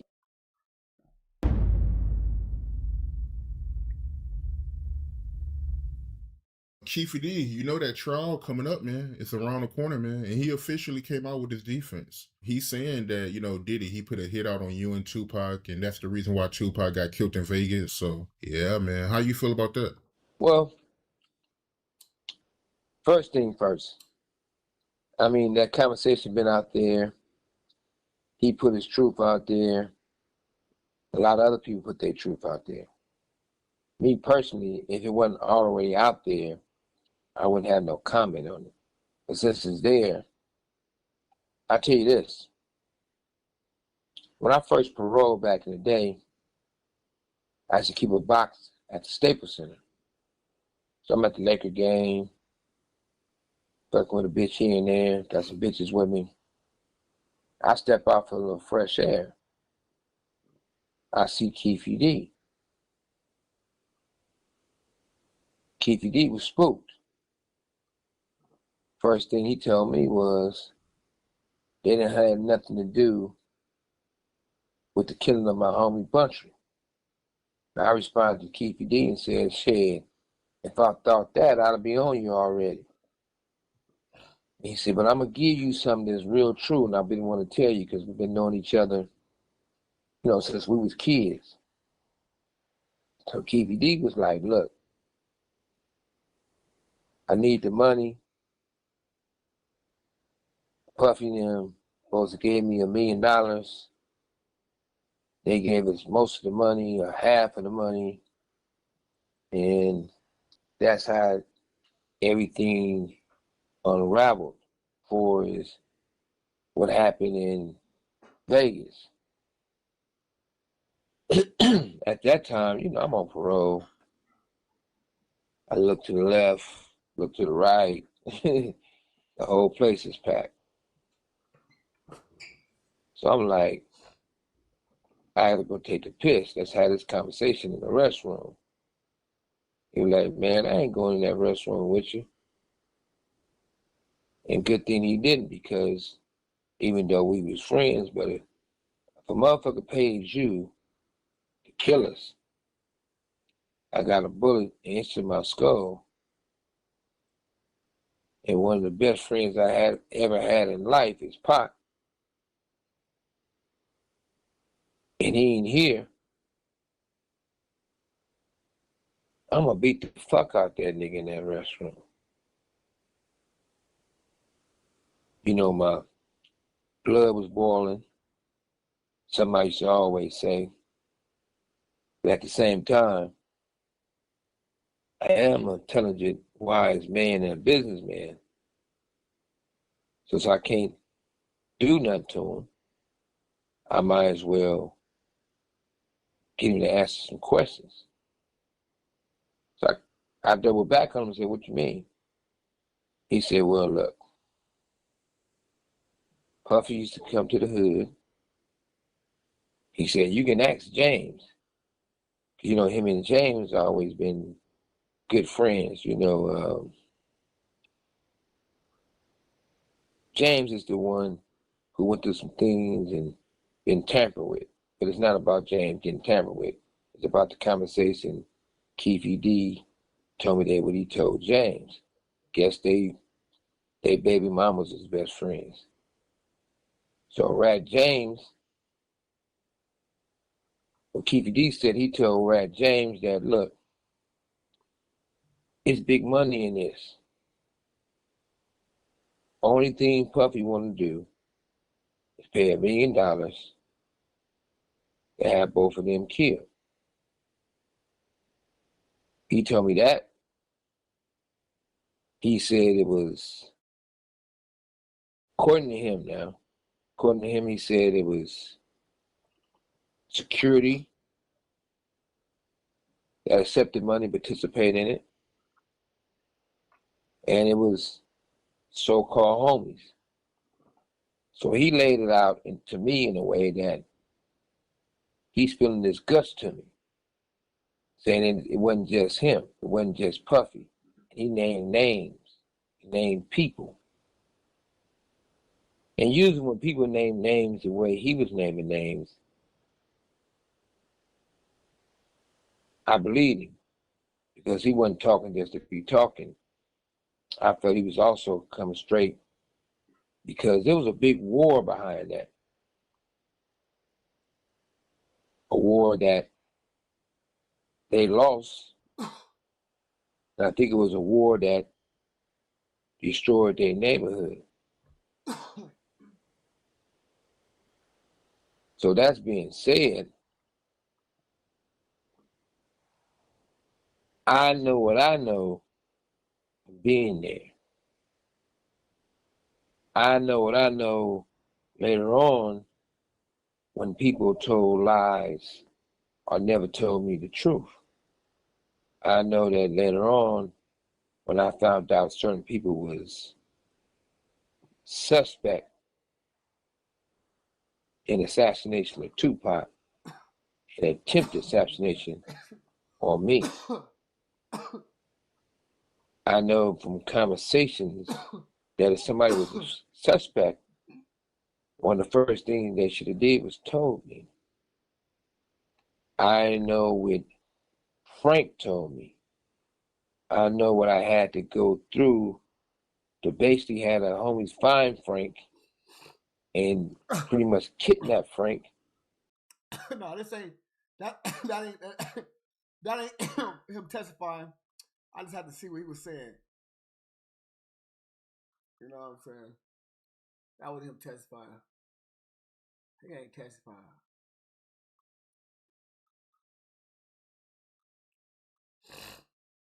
Oh, sure you. You shook it soft. Okay. All right. So, Suge's a big guy, though. He's soft, though. You know, I played football with him. He was our center. Oh. You know. Okay. Okay. All right. So there's no worries about them having 100 tickets. So everybody goes to Vegas, and you spend a couple days there before the fight. Yeah. Are there any incidents in Las Vegas prior to the fight, the Tyson fight? No. We seen them. They had pulled up in their Rolls Royces. The girls was out there. We seen them and all that. Who'd you see? Was it? It was Snoop, Tupac, and Suge. They had Rolls. They had a black, white, and a red Rolls. They pulled up in Rolls Royces. Where was this? Just at the MGM. For the fight? Yeah. Okay. Then Mike Tyson then pulled up in them Bentleys. And Worry, Mike Tyson, and what's his name?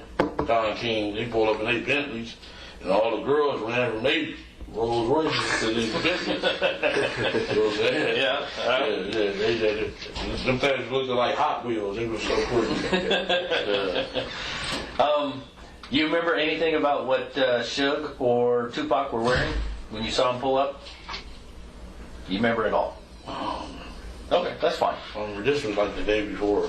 The day before the fight itself? Yeah. Okay. So there was a big entourage, girls running everywhere. Yeah. It was pretty good circus going on. Yeah. Las Vegas circus. All right. So the night of the fight, where did you all meet up? Everybody in your family? We had brought tickets from Scamper. Okay. Went in the fight. You actually bought them at the door? Or outside the door? Yeah. No, it cost you an arm and a leg. No. I was in prison with this guy that was one of the head scalpers around. Oh, that'll help. And I kind of had his back. He was young, you know, and so he just gave me love when I bought the tickets. Oh, well, good. There you go. What's Sammy? My Sammy is his little nephew, Williams. They be at everything, in front of everything. Okay. All right, that's fine. I don't want to go into there. So, did you get all seats together? No, he separated. We was all around, I think. Okay. Then after the fight, we went into one of the restaurants in MGM. Okay, short fight? It was real short. So, you remember you have any idea what restaurant you went into? No, it's on the video though. Yeah, okay. And who was with you when you went to the restaurant? Everybody except Lane. Everybody except Lane. Where was Lane? I guess he was still coming from the fight. Okay. Do you remember what Lane was wearing? What's the name jersey? Dan Marino. Okay. All right, and what were you wearing? Oh, shit. You don't remember? That's fine. That's fine. Be in the same ballpark with him. So Keith really wouldn't have a beef with Tupac. Because his thing would be like, you know, Orlando or whatever y'all little problem is, you need to straighten out on the street. But if it was more him and Suge, that would be him, Suge, or somebody in a leadership role would be somebody he would really focus on. Go ahead. Because it would be kind of demeaning for him to focus on that. Yeah, okay. I'm sorry. I'll be right back. Yeah. Where's your restroom? I'm dying here. You go. Oh, that's fine.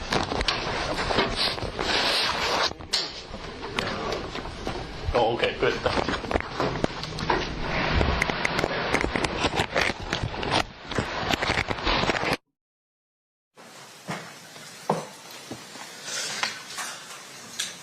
Okay.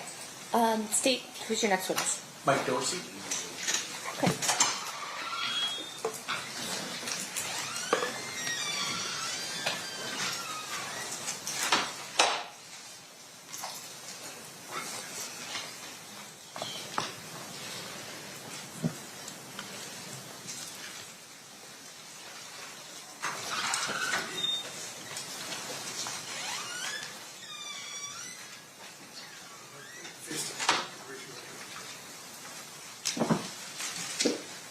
Please your right hand. You do solemnly swear the testimony you're about to give in this action shall be the truth, the whole truth, and nothing but the truth, so help you God. I do. Please be seated. Please state your name and spell your first and last name for the record. Sure, I'm Michael Dorsey, and it's MichaelDorsey. Thank you, sir. Whenever you're ready, Mr. Jacqueline, you may proceed. Mr. Dorsey, how would you describe your profession? I'm a film producer and documentary producer and filmmaker. How long have you been doing that? About 25 years. And do you focus on a particular type of documentary? My expertise is probably true crime more than anything else, but I've done all different subject matters. I'm going to direct your attention to sometime around 2011. Do you decide to make a documentary about the Tupac Shakur and Biggie Smalls murders? It was late 2012. Greg Kading's murder rap book had been out for about a year. And at the time, I would always have some passion documentary project going on the side. And I just finished the most recent one, and I was looking for a new project. And I came across a couple of articles about Greg Kading's murder rap book. And they had some quotes from Keefe D's 2008 proffer in them. And it just sounded legit to me. I don't... Inside the book, it got some Keefe D's proffer inside of it. They got his proffer agreement inside of a book. Brother, that is against the law. Cater to conspiracy theories, but it sounded very well backed up, and it sounded like the real deal. So I just reached out to Greg Kading and asked if he was interested in making a documentary, and he said yeah. And we went from there. So you reached out to Kading and asked him if you wanted to do the documentary. He said yes. Correct. Describe your process. Well, do you have to do research to do a documentary like this? Yes, it took me over 2 years to make the film, in large part because of all the extra research that I did. I needed to interview Greg Kading for it. He was kind of the main person walking us through the story. But I also wanted to make sure that what he was telling me was legitimate, and also needed to make sure that I covered the whole story, so I understand it, and it's not just him, deciding what we're going to cover. As part of that, he turned over to me digital copies of the entire LAPD case file for the Biggie Smalls and Tupac cases. That is against the law. Greg Kading got the Biggie Smalls and Tupac whole case.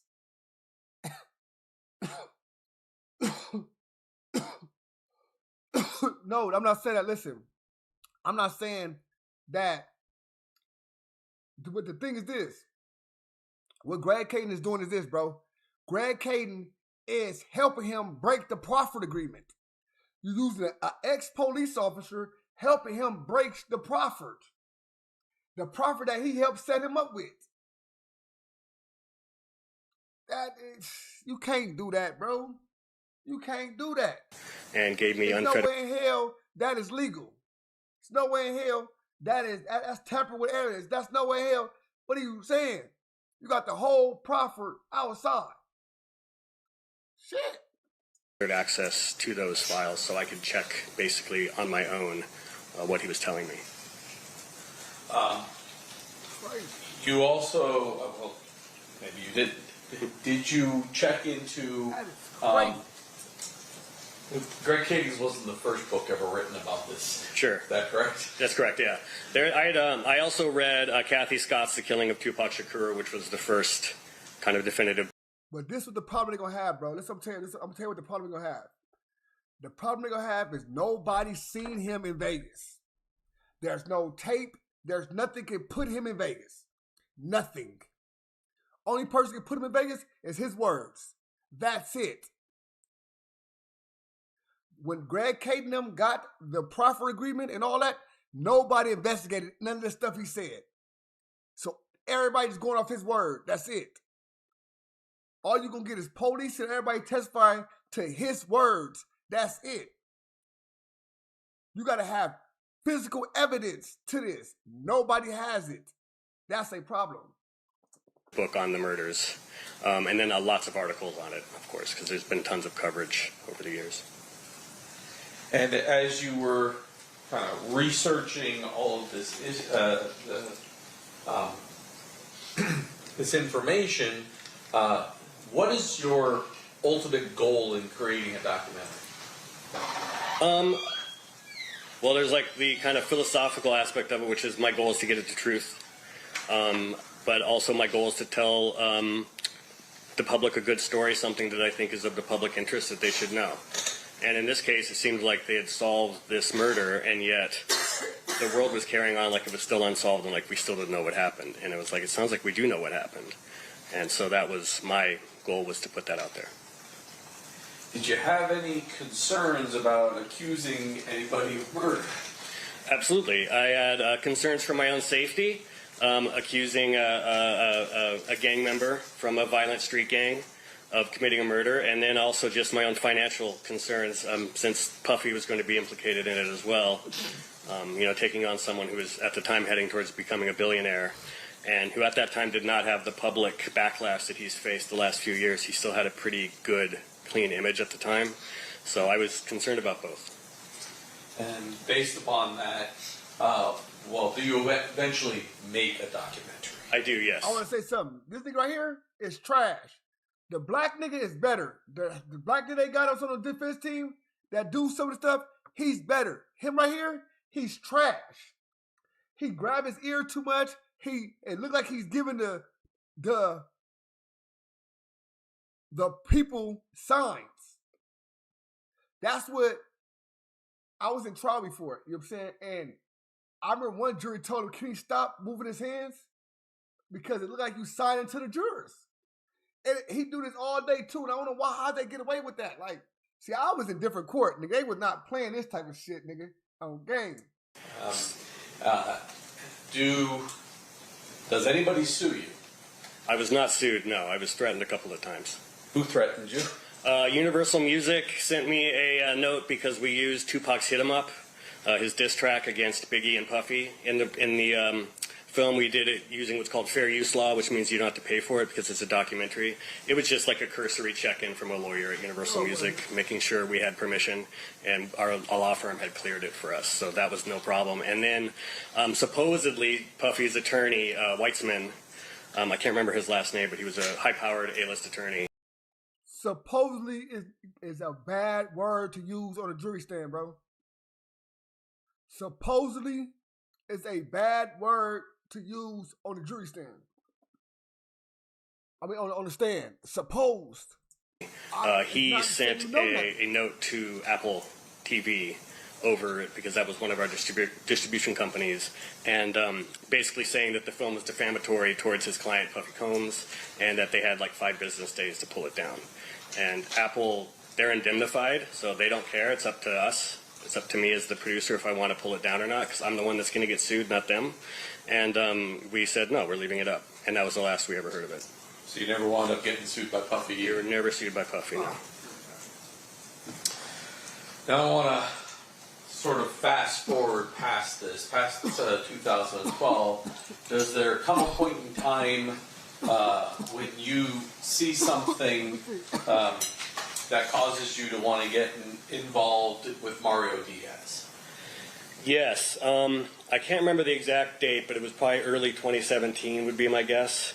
Earlier in 2017. I was actually in Tulsa, Oklahoma for a film screening of one of my films, and I was out at dinner, and I think someone sent me a link to this YouTube video, and it was Keefe D in a studio.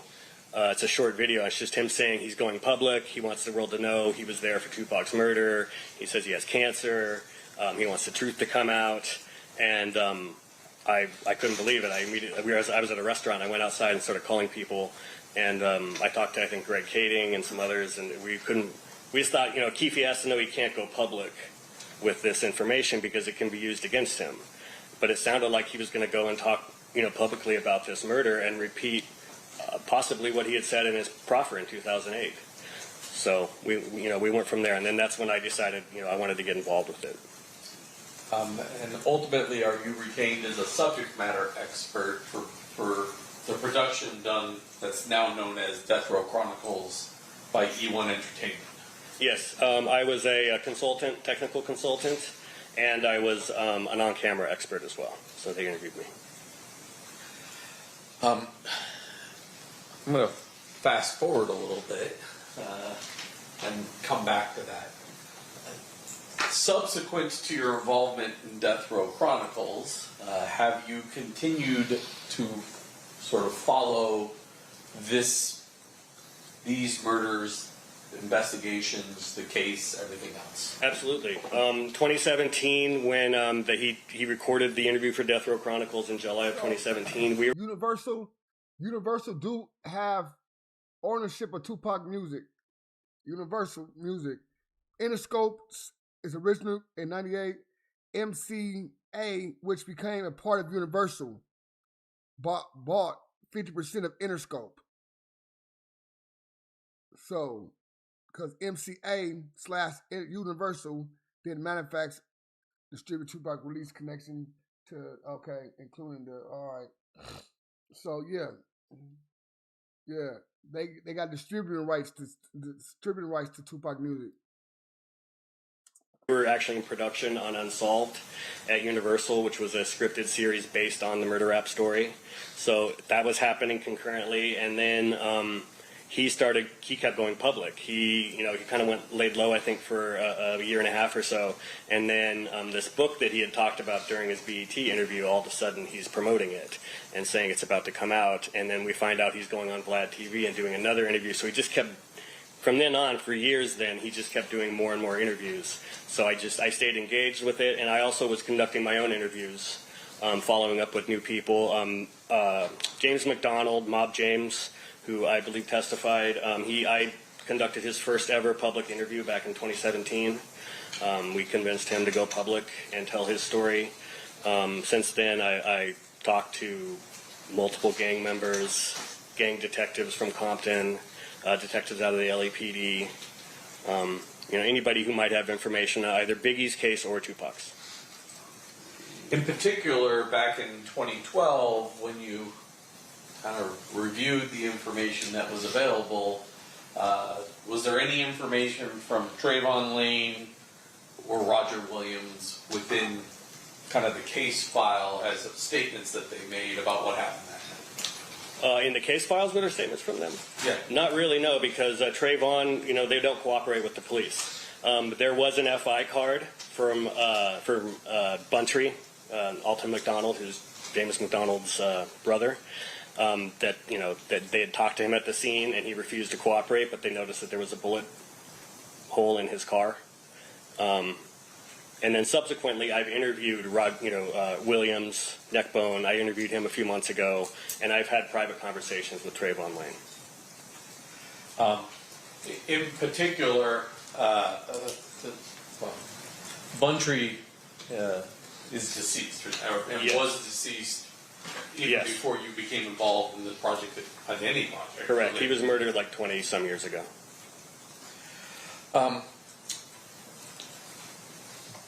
During the course of the interview with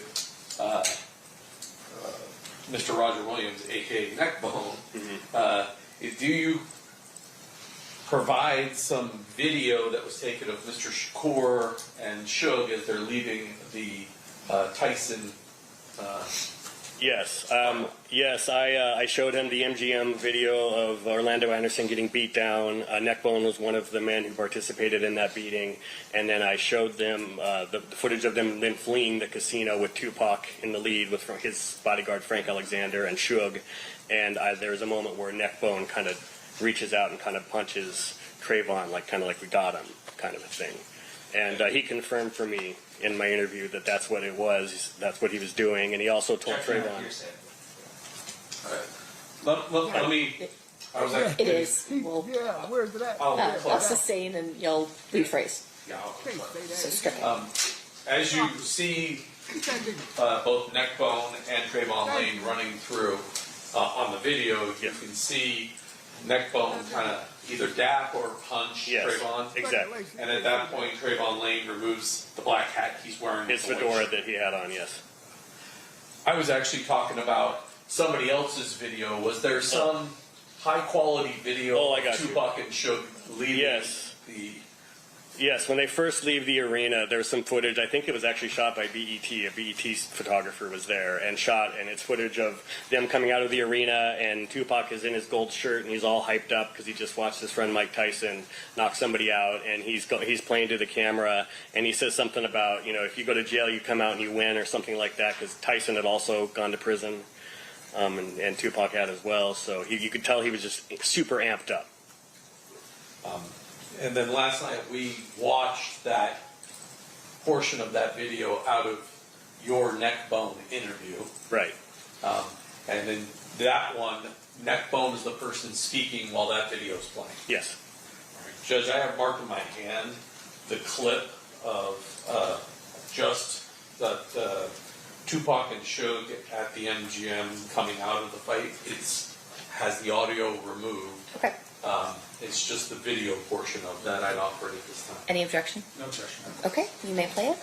Or, sorry, it's admitted, you may publish. Thank you. Did you give him... 154? 154.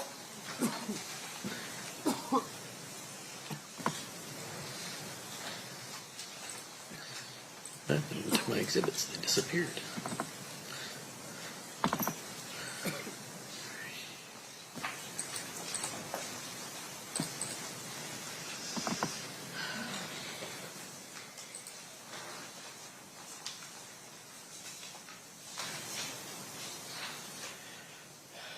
Both Suge and Mr. Shakur are both readily identifiable from this video, correct? Right, yes. And this is the shirt that, the clothing that both of them are wearing as they come out of the arena.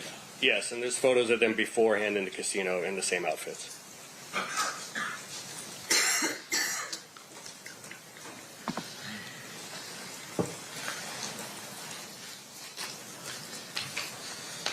May I approach, Judge? You may. Showing you has been marked as State's Proposed Exhibit number 149.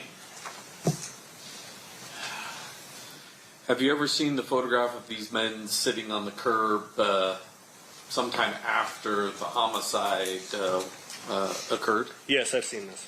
And do you recognize the people that are in those photos? I recognize them more because I've been told who they are, although Trayvon Lane is very easily recognizable because I know that that's the outfit that he was wearing that night. Okay. Mr. Cole, can you take down the listing of what's on that? Oh, sorry. You may proceed. Thank you. So that's Trayvon Lane. Mm-hmm. We've previously heard testimony that's Idi Amin and Leonard Jefferson. Correct. Have you ever spoke to Kevin Woods? I've never talked to Kevin Woods.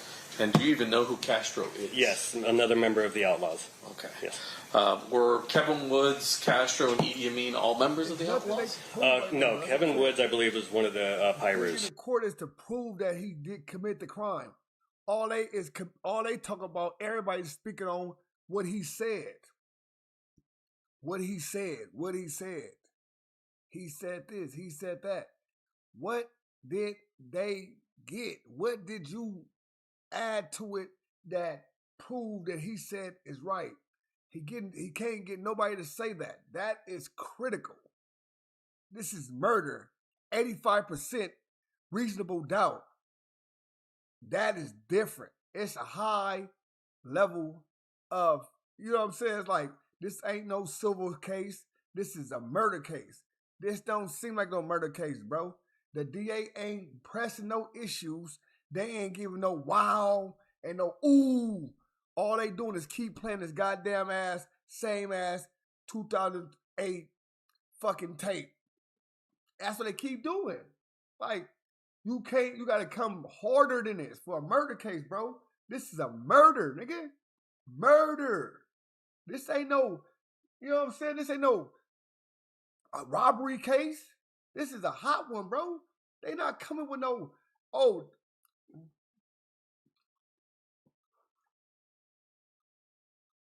listen, it says, unless that have a recording of him saying it is the truth. I mean, that's not enough.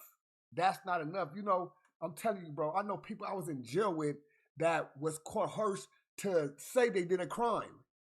They get out 3 years later. I'd have been in pen with 2 of them. They were both on the same case. They was coerced by the Johnny to say they did it. Now I looked up, it's a lot of people like that get coerced to say they did something, right? Not saying he was coerced to do it by no Johnnies.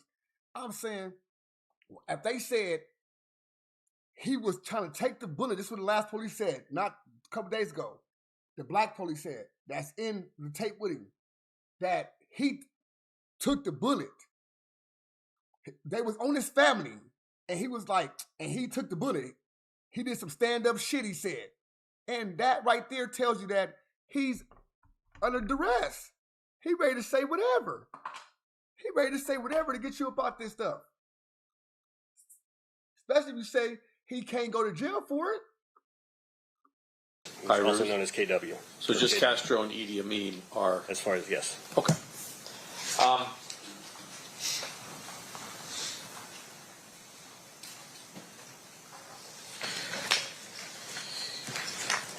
You got a little bit ahead of me, but during your research into this case, you had access to the Biggie Smalls file.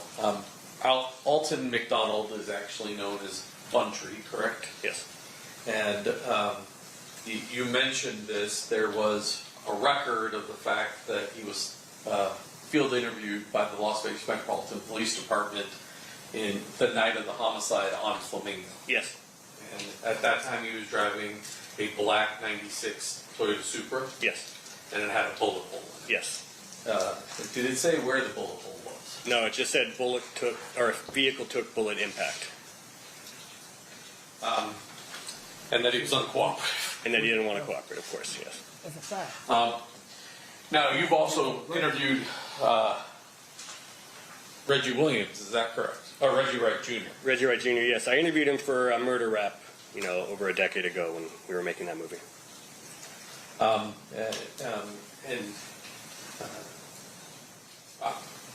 leave that alone. I just want to get a few other pictures into evidence with you. So, during the course of the 2008 proffer, there's a mention of Greenblatts. Yes. And sometimes it sounds like greenbacks. Yes.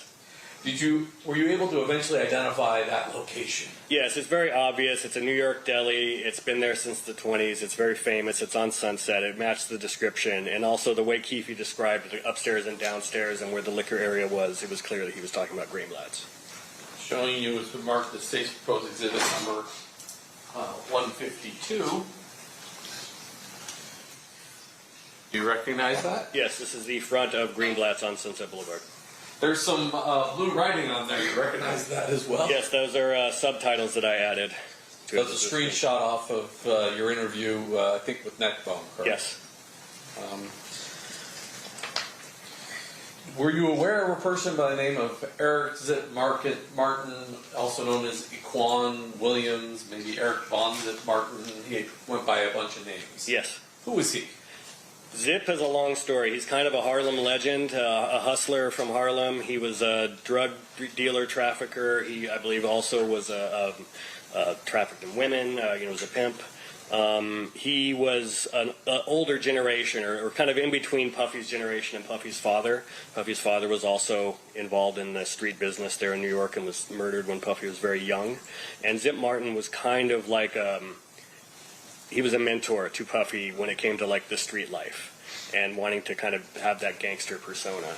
And supposedly he may have also been dating Puffy's mother at some point. Was he the godfather to anybody associated with this particular case? Yeah, he was supposedly godfather to Biggie's son, Chris, CJ. And is that the son with Faith Evans? Yes, I believe so, yes. When Biggie died, was there a memorial that gave certain credit to Zip? Yes, actually on his second album that came out a few weeks after he died, Life After Death, in the back there's a thank you a list of all the people to thank, and in there is Uncle Zip, and then in parentheses it says the spiritual advisor. You also, I'll put this in 151, showing you as marked as state's proposed exhibit number 151. You recognize that? Yes. And who are those two individuals? That is Sean Puffy Combs on the left and Zip Martin on the right, and this was supposedly at a New Year's Eve party in 94 or 95. Move to admit 151. Any objection? Look, bro. You may. It's something going on right now in America we not paying no attention to. I'm telling y'all. That's why this is going on right here. I'm trying to tell you. This man is putting into evidence pictures and shit like that. This man ain't put no hardcore nothing into evidence. This shit is fucking outrageous.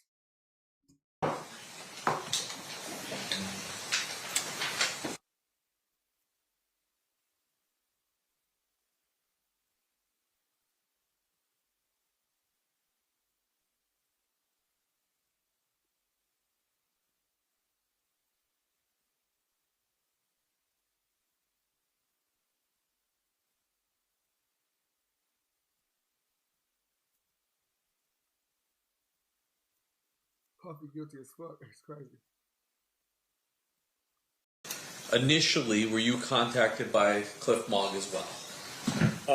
I reached out first to Las Vegas Homicide, and then Cliff Mogg reached out to me after that. Okay. He had contact with you, and just so since this is one we put up in our opening, showing you state's proposed exhibit number 61, you recognize that guy? That is Zip Martin. Move to admit 61. No objection, Your Honor. So submitted. And do you essentially conduct an interview with Detective Bond? Yes, he came out to Los Angeles and interviewed me in my home with his sergeant. Was there a request for all of the underlying supporting raw data / footage associated with the two interviews you were involved in 2017? For Death Row Chronicles? Yes. It wasn't so much a request, but I told him, I figured you could just subpoena the raw. I'm telling you now, listen. If the DA, I'm gonna shut up after this shit right here, right? If the DA want to win this case, it's still one person that can put him in Las Vegas that's still alive. So if the DA ain't got Foxy Brown pulling up, because remember he said Foxy Brown was with Zip, told her to get out the car, he gave her the blower, all this stuff. If Foxy Brown can't say, hey, I remember that, man, I'm gone. Footage and get it. I didn't know yet that there's laws and that it's kind of up to the entertainment companies if they want to turn over footage or not. They can't be compelled to. So that's what I thought would happen. I thought I'll let him know about this, and then it's his to do with what he wants. Sometime after the indictment of this case, did you learn that we were unable to acquire the raw footage of that? Yes, and I was even included on some of the email threads at my request because I was also reaching out to Paramount. Paramount Pictures attorney got involved. Paramount owns BET.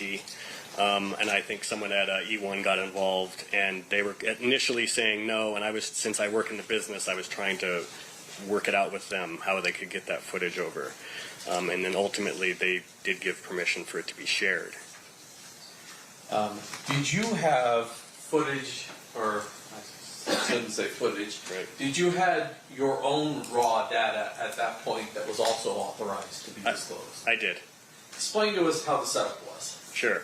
So, my reason for being hired onto Death Row Chronicles was a technical consultant, but mainly it was tied to Keefe's interview. I helped Mario Diaz write the questions, and then on both days of the interviews, they had me in an office there at E1's studios or their office building. I'm down the hall from where the production studio was, where Keefe was being interviewed. And they gave me a headset so I could listen live to the interview as Mario was conducting it. And then I was texting follow-up questions to Mario while he was in the studio as things came up. Were you recording your audio feed? Yes, I took the headphones off and I made my own recording with my phone. At some point, do you learn that the only thing that's we could acquire from E1 Entertainment was an actual transcript of the tapes themselves, but not the tapes? Correct. Yes. And then, did you provide us the audio to your that you had done during these two interviews? Yes. Once you subpoenaed me, I sent over my audio. And was there? Are you aware of either gaps in your audio or additional audio that wouldn't have been in the transcripts? Yes, there's sections where I was rolling, and I'm sure they were rolling also, but they're only going to transcribe. The reason of making a transcript for a production is the pertinent parts of the interview that they're actually going to edit into the show. So it's so that when the producers go to figure out how they're going to edit the show together, they have a transcript and they can tell the editors use this segment here, use this segment here, use this part. There's a lot of chit-chat stuff that I had that they might have also had that was not transcribed because it was just chatter. It's never going to be used in the show. There are also some sections where I probably was rolling when they might have already cut. And lastly, there's a few moments where in the first interview, one of my audio recordings, the file was corrupted, so I lost about the last 4 minutes of it. And then during some of the interviews, I didn't always know when they would be done with the break, when they had come back and were already rolling again. So there was a few times when I missed maybe the first few minutes of a new segment. Let's start with the transcripts.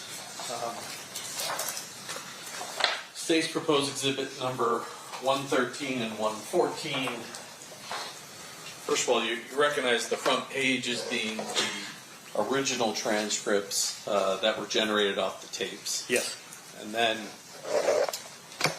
did you become aware that we took your audio, transcribed the additional audio, and then anything that was not on your audio, we highlighted in yellow to identify you didn't have it, but it shows in the transcript? Correct, yes.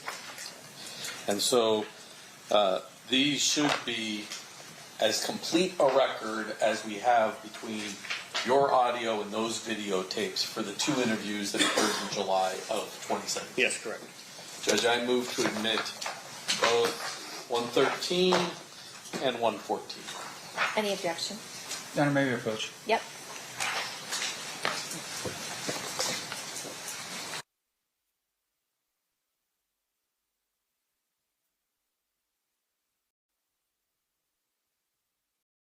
We are in 113. So if we go to 113,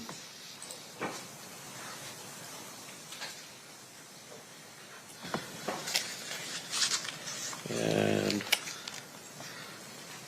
we roll down to about page 28.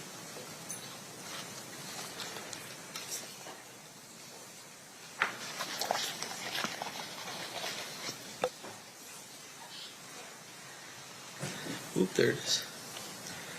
It's page 28. Time cutoff is about 30 minutes and 16 seconds in. The yellow part is the part that's not on your audio tape. Is that correct? Yes. And that was transcribed from the original videos that we don't have. Right. And everything else that's unhighlighted, we should hear on the audio. You should hear, yes. Okay. And that would be the same for both of these? Yes.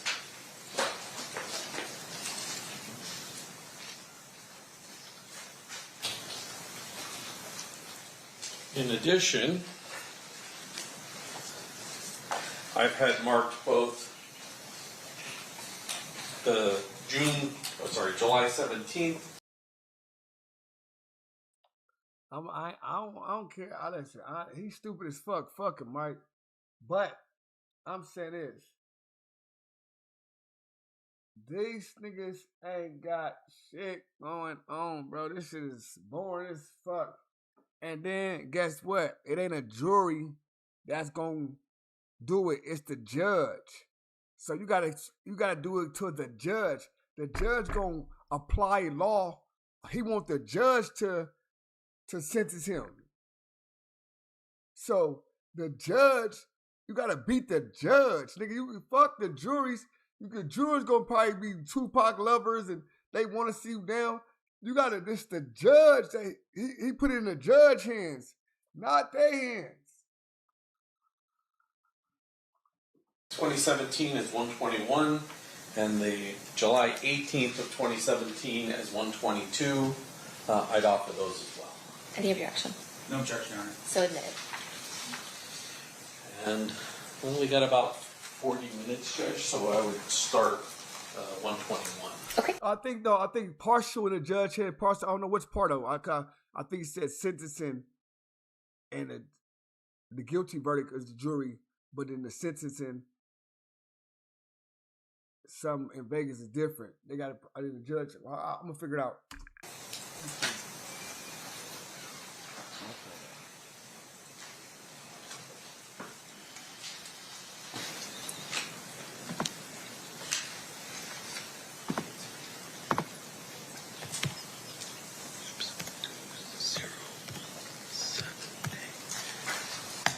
It's the judge hands, Judge. So, no, the judge is gonna apply law. The judge can't apply. The judge gonna apply law. Gonna apply law. Did they give an above more than a reasonable doubt that he committed this crime? The judge gonna apply. The judge gonna cook him.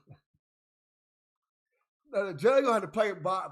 That's why she asking questions and all that extra stuff. The judge asking questions, the jury's asking questions, all that. That's outside over there in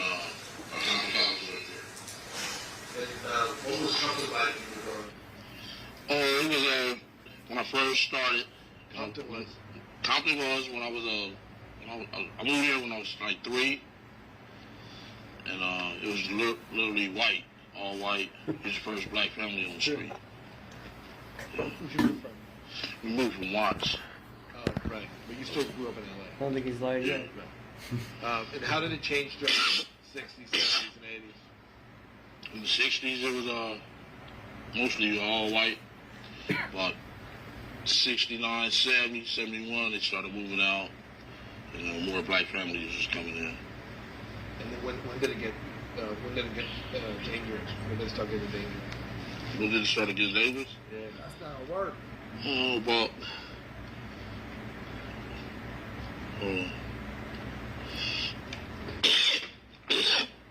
about 72, 73.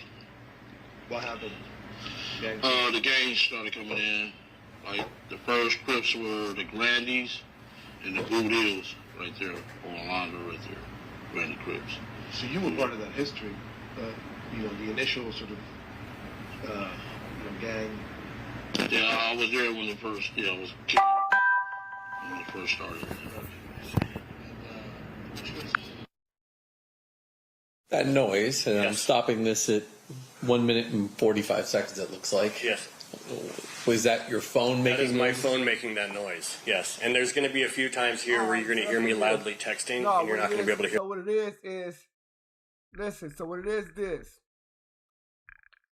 What it is the juries can say if he's guilty or not, and then the judge just sentence him. The audio very well because I was probably texting a message to Mario in that moment, so sometimes it cuts out in this first interview.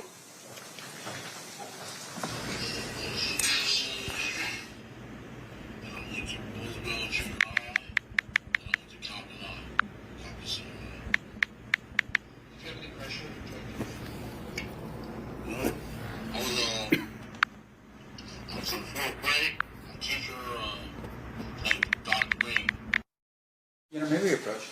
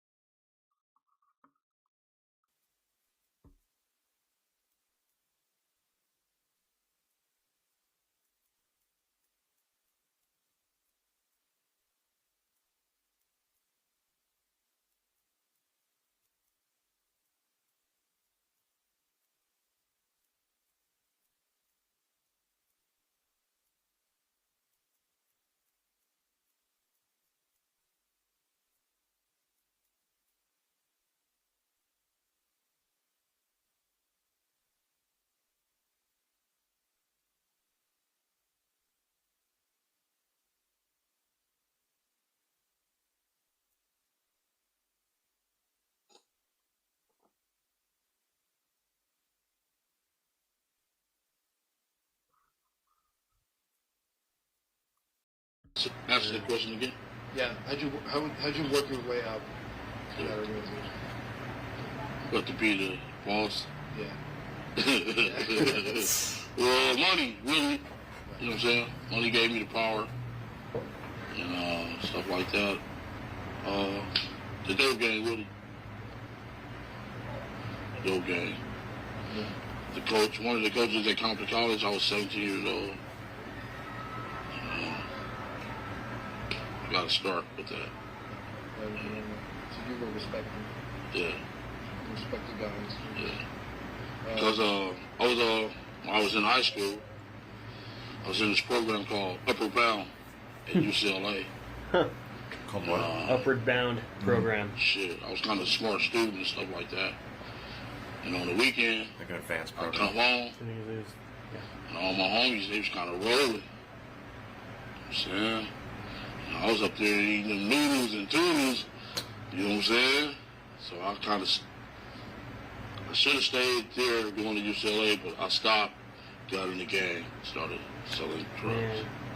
Yeah. Could have gone to college, gotten the gangs instead. Stop that for now. Yeah, so can we find out each other? Yeah.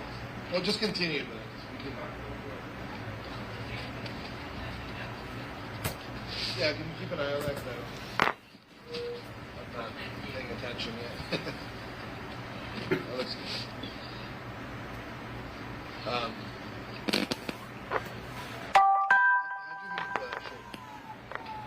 Oh. You talked about it, man. I was like 9 years old, 10 years old, I don't know, 10, playing Paul Warner football. That's interesting. I was a running back on the team, and he was the center. Like the ball. His dad and his uncle was our coach. So after we would win games, we would go over their houses, go swimming, have hot dogs, chips, and everything. And I was like the star running back, running out, winning all the touchdowns. Everything. Yep. Number 20. Yeah. And Sugar was what? Huh? What was Sugar? Sugar was the center. Who's the center? Yeah, hike the ball. Yeah. What was you guys tight? Or just near each other? I ain't gonna lie, I missed this right now because I was just looking at some points that he been doing right now, and what most of the people he been the attorney been doing, he been establishing that Keefe D was getting paid to talk, to do this. So he was getting paid to give this interviews. So that's the whole argument, that he was just giving out stories for interviews for money.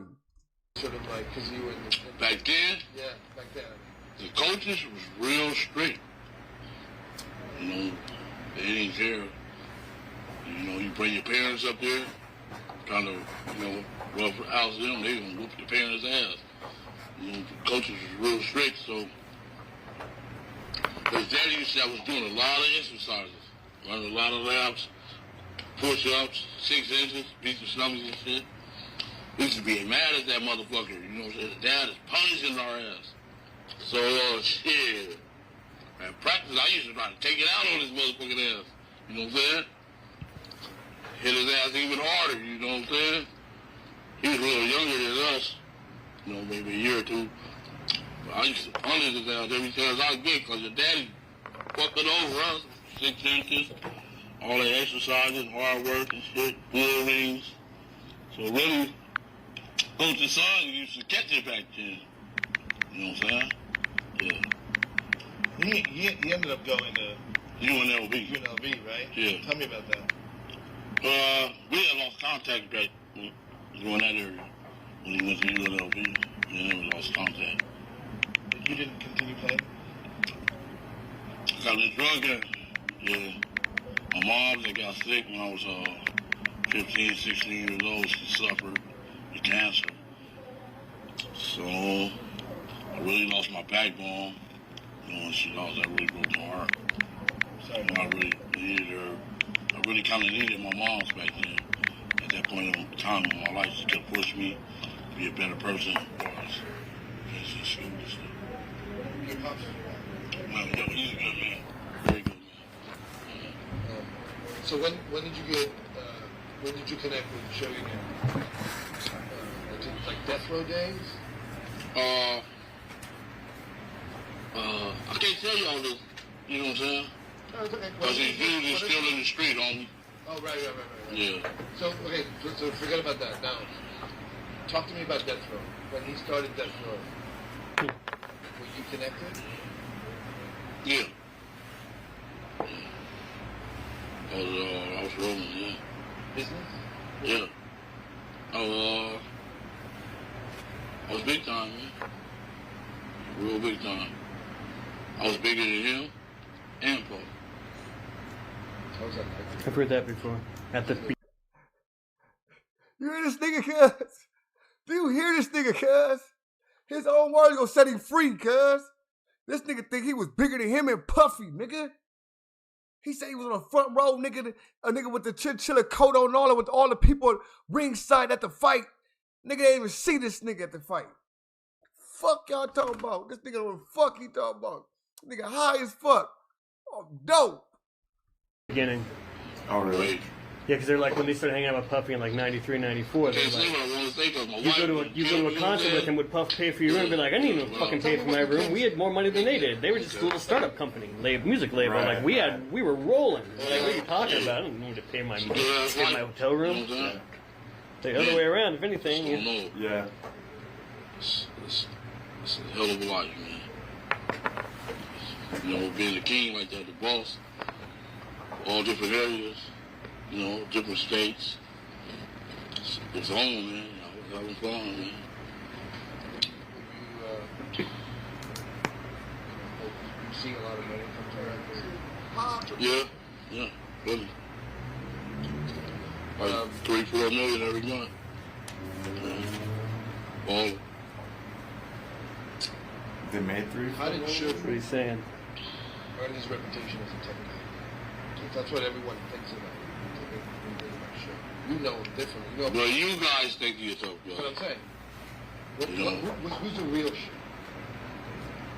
He went to college. He just like the rappers. You know, they want to be gangsters, but they're not. It's a great line. You know what I'm saying? College guy, a rapper. It's a great line. They're not no gangsters. They rap about what we do. You know what I'm saying? Talking Real about shit. gangsters do. You know what I'm saying? Guys, this is like Tupac, Biggie. You guys ain't no gangsters, you know. They just rap that. They don't represent that. Yeah.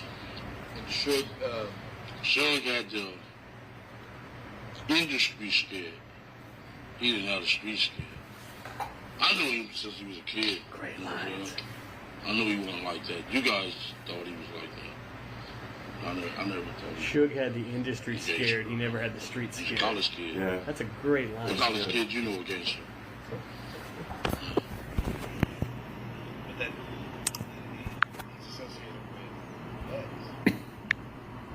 You ready to get $1 million to be associated with Bloods? Come on, man.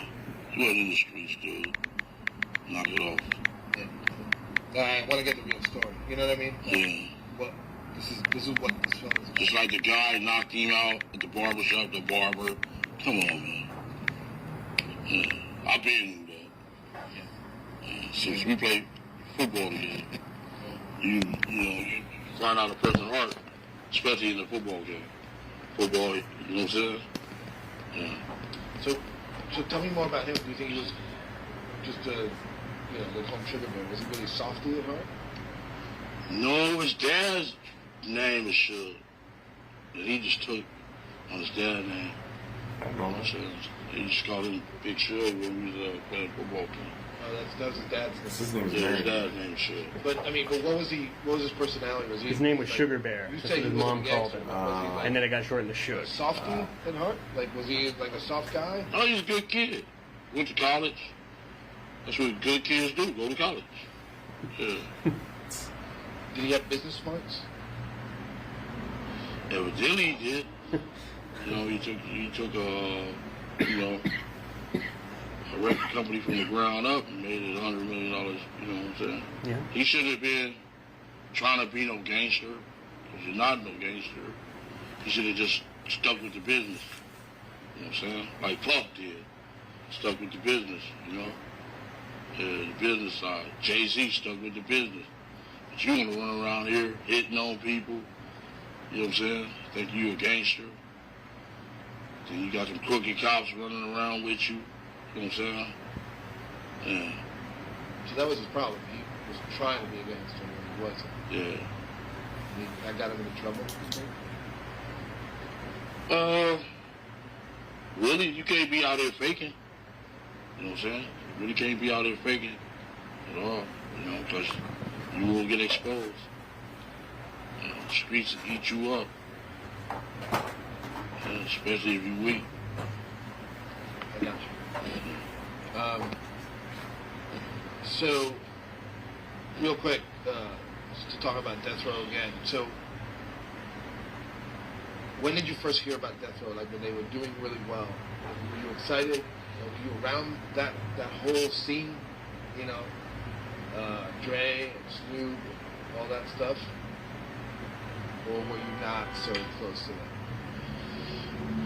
I was handling my business, man. I wasn't worried about no, you know what I'm saying?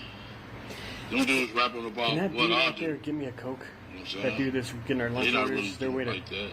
page They that rap guy. about Or, what gangsters do. I'm not no that dude's gang. name, you don't know who that guy is? Gang, baby. It's like a PA. Okay. If I see him walk by, It's a difference. You, when we were talking in my office, you told me that you delivered the money for the,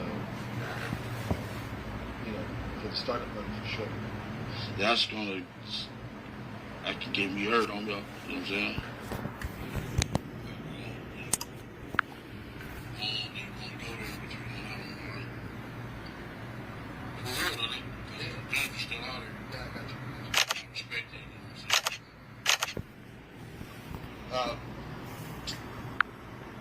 Did you listen to their music? Yeah, it was cool. I liked it. All Eyes on Me, The Chronic, Dr. Dre. Them was from my side of town. Him and Easy and Ren, they from my side of town. Did you, you a fan of Tupac? I got cold reactions, y'all. Cold reactions. pretty well from Yeah, it was cool. NWA. I did. There's stories that your brother Kevin was typing easy. Yeah. Tell me about that. They was two youngsters trying to make it in the street, doing their thing, making money and stuff. Yeah. And I went to the pen. I went to the pen in 1985. And cause I used to be in his house. He used to be making all that racket. I'm like, man, that sound like some fucking bullshit. Turn that shit off. You know what I'm saying? Shit, but he stuck with it. And I was walking around the track in Tracy all the time. I'm listening to the cruising down the street in my 6'4". It was him. I didn't even know. Hey, that cuz need to be in jail. One of my partners came up and was like, I'm like, man, what the dude, Eric, why he doing? He like, man, you ain't heard that record? Easy, that's Eric. I'm like, man, you bullshitting. You know what I'm saying? Because they only had 2 TV stations back then in the prison yard. So, you know, but we was listening to the shit on the radio the whole time, and I didn't know that was easy. I was like, damn, when I got out, he blew up like a motherfucker. Yeah. And Kevin wasn't into music? Huh? Kevin wasn't into music? Kevin went to prison. Yeah. Oh, he was there with you? No, he went to prison after me. He went to prison when Easy and blew up kind of, and this shit that came off. Yeah. How many times did you go in? How many times I went in? Yeah. Oh, shit. I did a shooting, and I had a drug case. I went to Tracy, Courtroom, and then I went to the feds. I went about 4 times, about 4 times. This last little bit, they raided my house, came in, said, the guy didn't know who the fuck I was at first. He like, raided my house was for my daughter's boyfriend. So I'm like, damn, he like, what you got in here? So I got a pistol and some money. Like, okay, don't worry, I'm glad you declared it. So the motherfucker got I had on my drawers and my slingshot t-shirt while he had me in handcuffs. So he went in the room, he got my pants, and he found out who the fuck I was. Called me back in there, he like,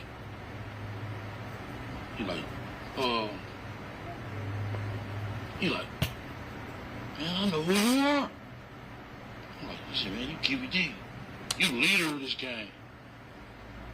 I'm like, man, I ain't been out there in about 5 years. He like, oh, fuck that, I'm taking you to jail. I said, man, you ain't a man of your word, dude. You said you're gonna, declare my shit.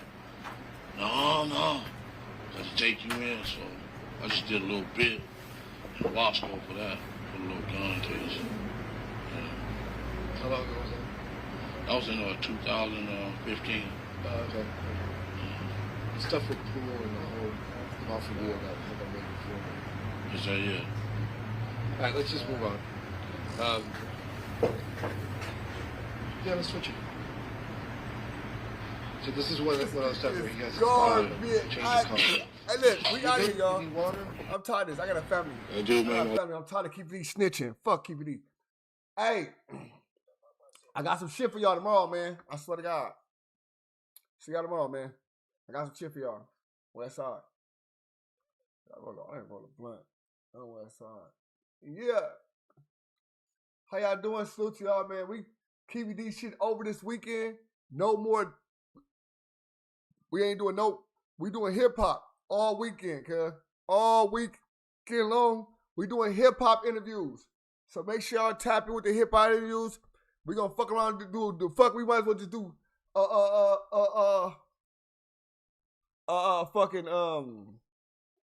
we go for Biggie and them, cuz. We gonna do some real shit for them niggas, cuz. You know what I'm saying? Straight up. So salute to everybody that's out there. Appreciate everybody pulling up.